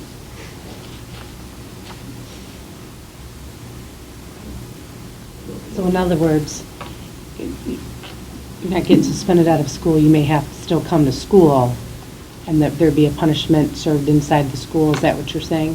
That has happened a couple times on a few small situations, where a kid, whether it was college on Saturday, they couldn't make Saturday school. I have a senior this week coming and joining me. She joined me today for 2 hours when she could have been home. I'm sure she wasn't real happy about that. Right, but that's what I'm saying, as opposed to you being out of the building, you're going to Or, serve something. or there might be a particular situation, and in treating kids fair, a particular situation might be more lenient on a student, whether that student is classified as, a hardship at home, and I want to give particulars or things of that nature. You kind of want to look at every situation different, but remain as fair as possible.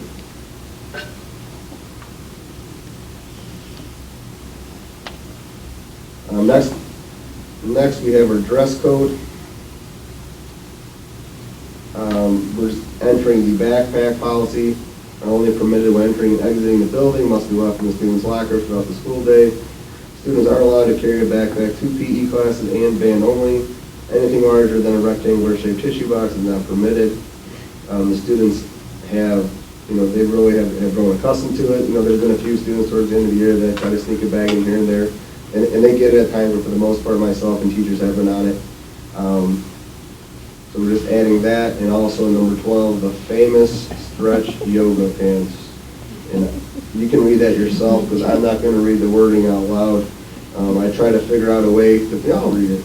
I try to figure out a way to put that in there to sound professional, but it's really hard when speaking of this area. Stretch and yoga pants are only permitted to be worn if a top garment shirt covers the rear section of the student completely. This is probably our biggest dress code violation on a daily basis. So we just wanted to make sure that we were very specific with that in terms of the pants that especially the females are wearing, even though I did have a male student come up to me 2 days ago and say he was going to wear yoga pants on his last day of school. So I just wanted to be specific on that. So that's where we're at. I just have a question. On number 11 about the backpacks, do you feel, can you just provide a little feedback? Has that helped any this year? Because I know this is the first year you've implemented this policy, correct? First semester, we implemented the second semester. Can you provide any feedback, any data of like the problems it's alleviated, or give any type of follow-up on it? Or? And as you're thinking of that, okay, a couple months ago that was heated, okay, and the board heard follow the proper channels. So as a board member, I don't know what happened with all those student. So can you give an update on that in your answer? Two things I want to touch on. About a month and a half ago, I don't know if you've heard about it at a local high school, an assistant principal found a loaded gun and about an ounce and a half of drugs in the student's backpack, which they were allowing in class. We received a phone call from them about 2 weeks ago asking about our policy and what we're doing and how it's going. There's been some inconveniences with students. Obviously, they're used to carrying their backpacks. We get that. We understand that. But, for the overall safety of the building, for the congestion, for the identification purposes, I think the students have really, they're used to it. They still complain and they moan if I catch a kid trying to walk in the classroom, whatever, Mr. B, and they go put the backpack back. But for me having students there, if my child was there, I would not want the backpack there. It's something they can easily, just get away with it, and they adjust it, and they did that. Band students can still bring their backpack there. PE kids still bring their bags to PE. The students that had the petition going did a great job organizing. They brought the petition to us. Dr. Ladd reported to me about, I want to say a month ago, that the students presented to the student council, and they followed the proper channels, and the student council was not in agreement with them, I believe. Okay, Dr. Ladd didn't get into specifics with me, but he said that they heard them out, and that's where it lies. So I don't believe they're in agreement with the petition. That was all the information that was brought to me. Once we directed them to go to Dr. Ladd and student council, that was in the student council and those students' hands.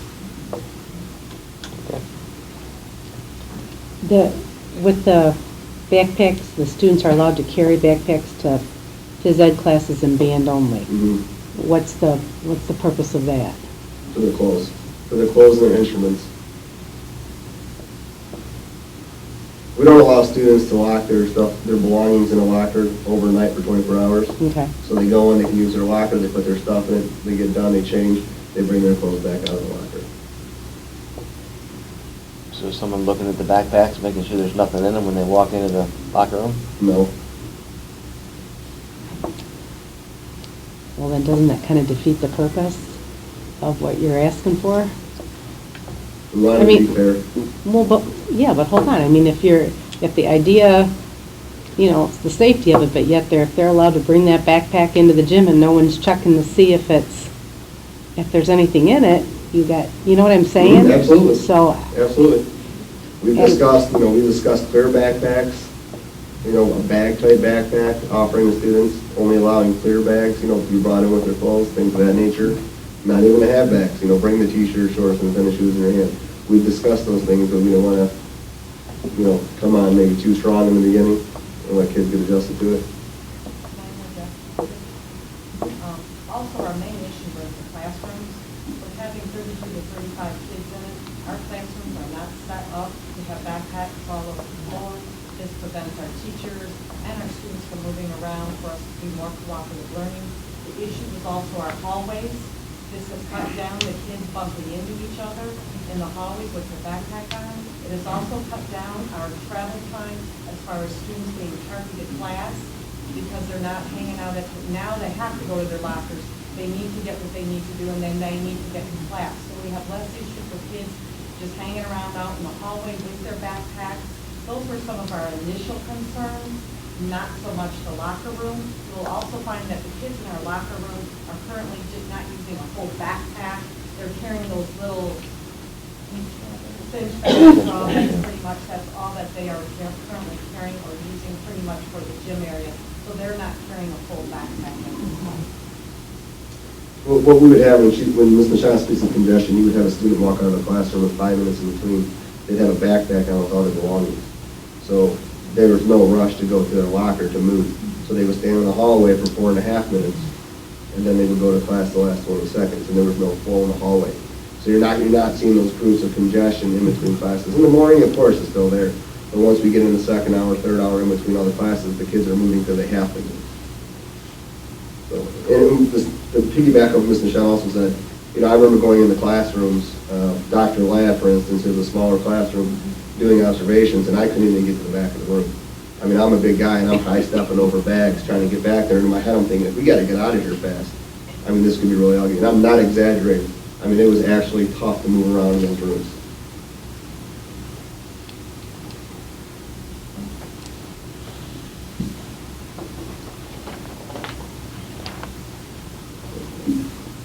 And the next one is a change to the elementary and the middle school. Obviously, we're going to be implementing our PBS program next fall. So we just wanted to add that in regards to explaining the program and promoting, obviously, the recognizing appropriate and positive behaviors in the program.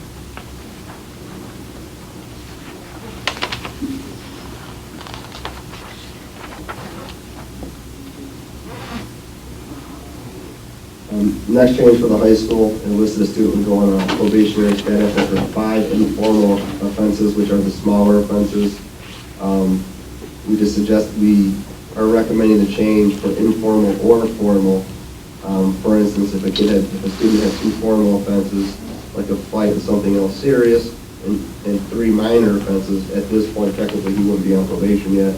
And a formal offense is a harsher infraction than an informal, so that should be counted in the total for probationary status.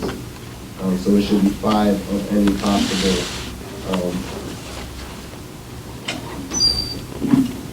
combination.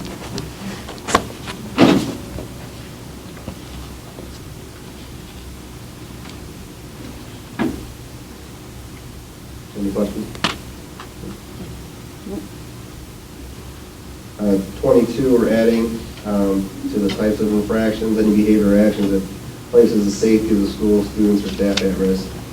This is kind of a blanket type policy to cover, let's say if a student opens a door for somebody that's not supposed to be in a building, things of that nature. It's good to have it in there. I don't know if it's going to defract anything bad from happening, but you have it in there so parents can see it clearly and students.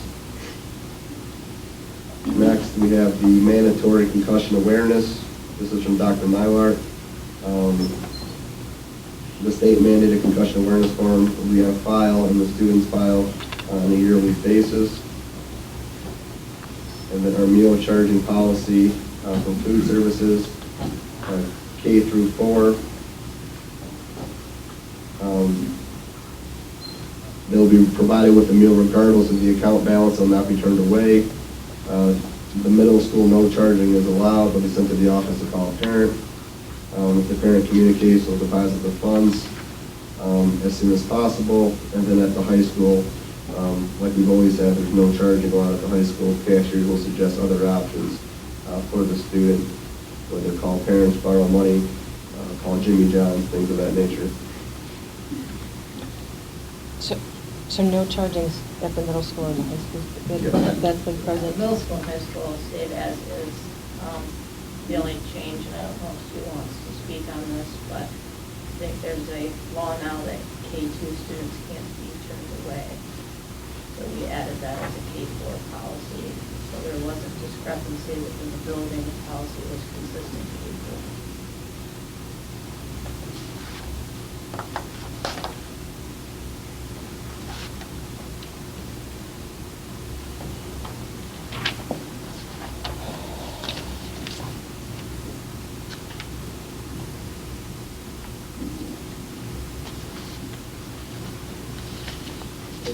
I guess, how frequent does this happen in middle or high school, Sue? I don't have any real statistics at the high school that we don't allow any charging, and we don't send them to the office to call home, but at the middle school level, we have 1 or 2 students a day, maybe that have an issue, and we send them down to the office. Normally, that money's there right away. Maybe once or twice a month, I have to manually charge the student account to the back office because the parent hasn't deposited the funds that day. But then that student has negative balance on their account, so they're reminded the next time they can see that they need their money. Right now, I just ran the letters for the middle, for the school for our outstanding balances.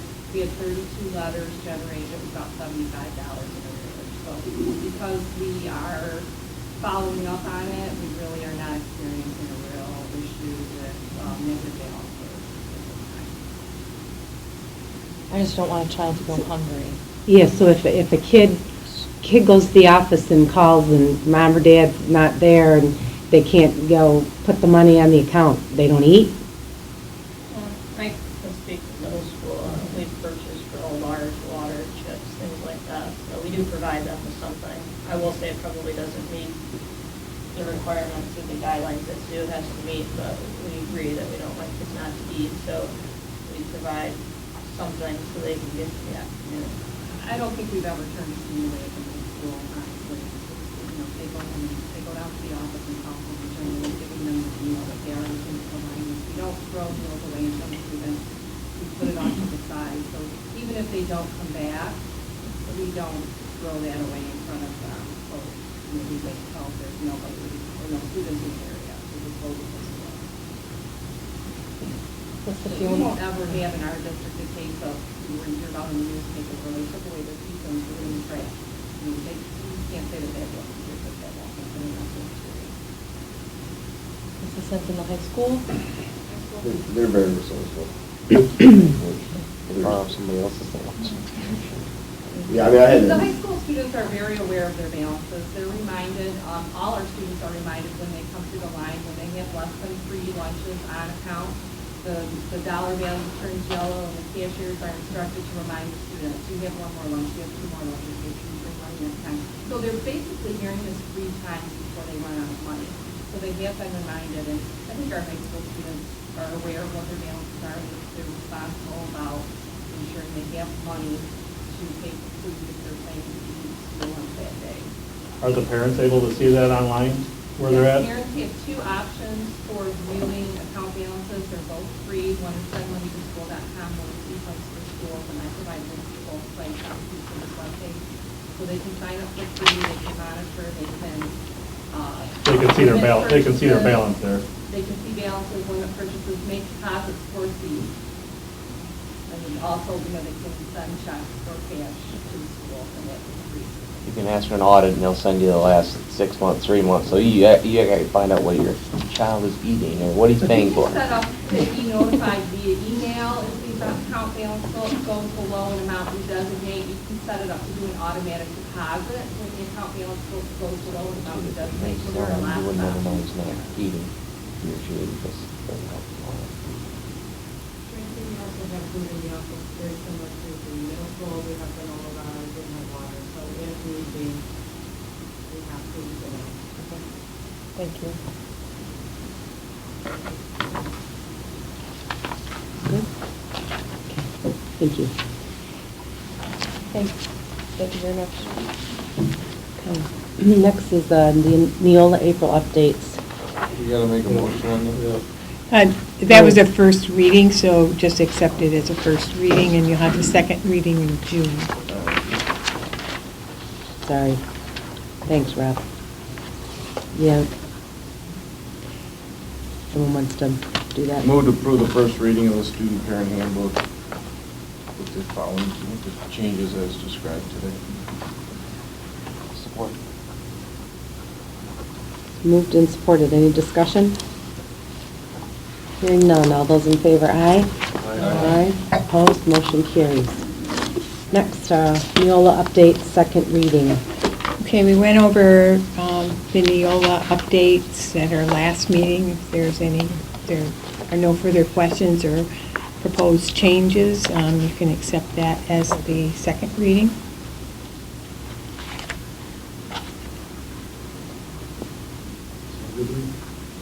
Move to accept the edited Neola updates of policy 01-303-8420 as second reading. Support? It's been moved and supported. Any discussion? Hearing none. All those in favor, aye? Aye. Opposed? Motion carries. Thank you very much. Okay. Next, public comments. The second public comment. Again, if anyone from the public would like to come up and speak, please do. My name is Christopher Donato. This is my son, Eric. First off, after listening to the stuff going on with the student handbook, I think it's great that we're trying to do different things for the school to make things better. But there are certain things that are being put in there that maybe aren't necessarily necessary. There's also things that have been in there that aren't being followed. If we're going to put policies in place, we need to enforce those policies. And a lot of them are not being enforced. Some of them aren't even being followed by our own administrators. The ones that tell us that we have to follow a handbook. The kids follow a handbook to take things through a procedure, and yet the school district doesn't follow that. We talked about some of the issues as it related to the bag policy. The students went through the petition. They presented it to student council, but they never received any type of response back from student council. It's one of the reasons why we're here, because there was no response. But yet, we're being told today that there was a response and there was a decision. But yet, 3/4 of the school signed a petition stating that they wanted that revoked. Part of the process is that when you go for a grievance, that you need to take that grievance, if you're going to create a petition, you then take it and you go to either the student council or directly to the principal. And yet, when it was taken directly to the principal, it would not be reviewed. They had the right and the ability to have it reviewed. According to the student handbook, But yet, when the students followed the handbook, it would not be followed by administration. Yet, we're trying to put policies together. We got kids going to gym with little bags or whatever bags they are. You say that they're not going to be checked. I can absolutely guarantee you could put a gun in one of those bags. I guess my question would be, I'd like to know which district it was that contacted us to state that they had it happen in their district. Is that something that you can provide? Huh? Mr. Donato. Yes. Just. I'm asking. I know, just direct everything, and we'll get your questions to you after, but just. So I guess if the policies and procedures are being put in here, but yet some of them aren't being followed. We have school dress policies that are clearly not followed. He mentions the yoga pants, but yet there are many school events, many award ceremonies, and different things of that nature that go on that, quite frankly, is appalling to what some of these students are wearing. It's insane. Those aren't being enforced, but yet we're going to enforce a bag policy. We had simply asked that a student be able to use a briefcase that had been using for academic purposes. So I guess my statement would be that if we're going to have policy, we're going to set policies. They're asking to add these policies to the handbook, but yet they enforced these policies prior to being added. So what we're actually saying is that these kids could have taken bags to their classes because it wasn't policy at that point. Is that correct? Or because they're asking for it to be approved now. So that's part of the issues we've got going here, is we're making policies. They're asking to come to the policy makers to get it approved today. But yet it was enforced prior to policy being put in place. So I'm a little confused as to why we would put policies in place without them being approved. There were issues that were going on. So, did you have anything else you wanted to say here? I'm part of the congestion in the hallways.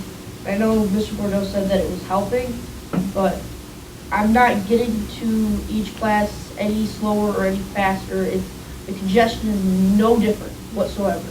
I'm not seeing a difference at all. Thank you. Thank you.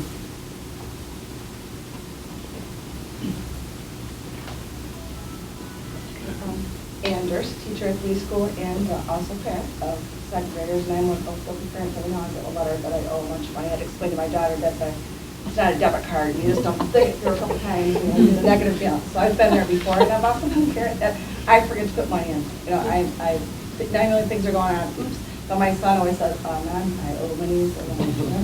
But my only issue is I wish there was a way we could change the policy a little bit on kids going down and during their lunchtime to call the parents for, because that's their lunchtime, and I don't know, not all parents can be contacted, but I know I have a student in my room who was embarrassed that he had to go down to the office and call his mom. I don't know, we don't know what everyone's situation is at home, and I fear that, I don't know if that kid got yelled at by his mom when he got home because she got bothered at work or she got bothered at home. I don't know what any financial situation is. I feel terrible for children that have to go down and stand there while someone calls, Mom, you owe money, and that person's standing there waiting to go down and have their lunch. They should be in the lunchroom having something to eat, not making a call. The 7-year-old doesn't pay the bills, their parent does, and we can't pick our parents, I hate to say that, but we can't we can't, and I'm going to forget, and my kids are stuck with me, that's the way it is. But sometimes I forget, but it's not their responsibility to pay their bill, it's their parents. And I like that, okay, we're going to try and I get those notes, I get those letters, but we've got to come up with a better way, I think, to help families that are struggling, that don't qualify for free or reduced lunch, or are too proud to do that. I don't like kids being embarrassed. I don't think that should ever happen. Kids should not go down during lunch and call mom and dad, hey, I owe money.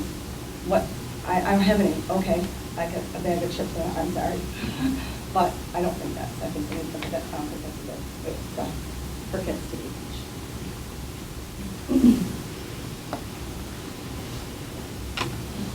Anybody else? Okay, thank you. Okay, agenda items for our next meeting.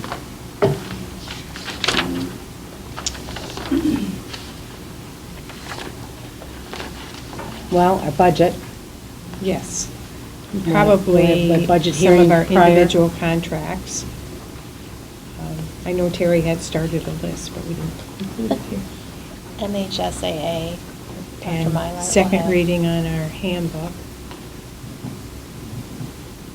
We'll have the budget hearing prior to the meeting, and then approving the budget at the meeting. So is that a 6:30? It would be a 6:30 for the budget hearing.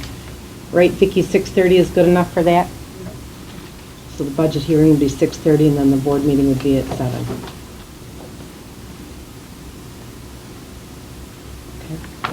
I guess I wouldn't mind putting on the agenda what's going on with the backpack. Instead of I think what happened or what's going on with the backpack for Okay. So we all know the same site picture and what's going on. Okay.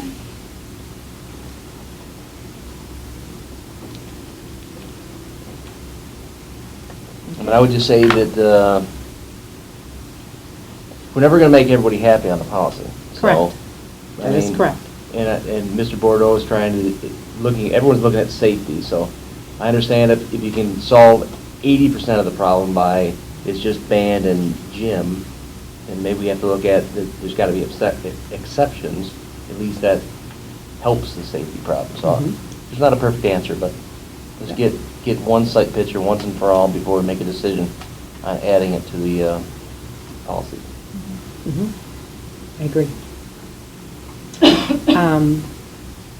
The budget workshop, we had dates next week, the 27th or 28th.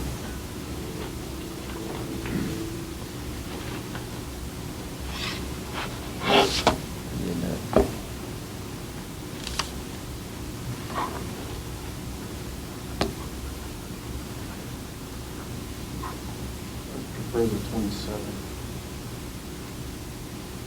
What time? So what time?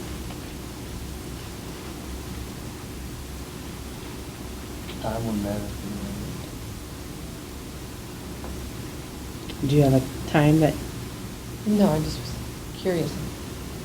7? That works for me. Yes, sounds good.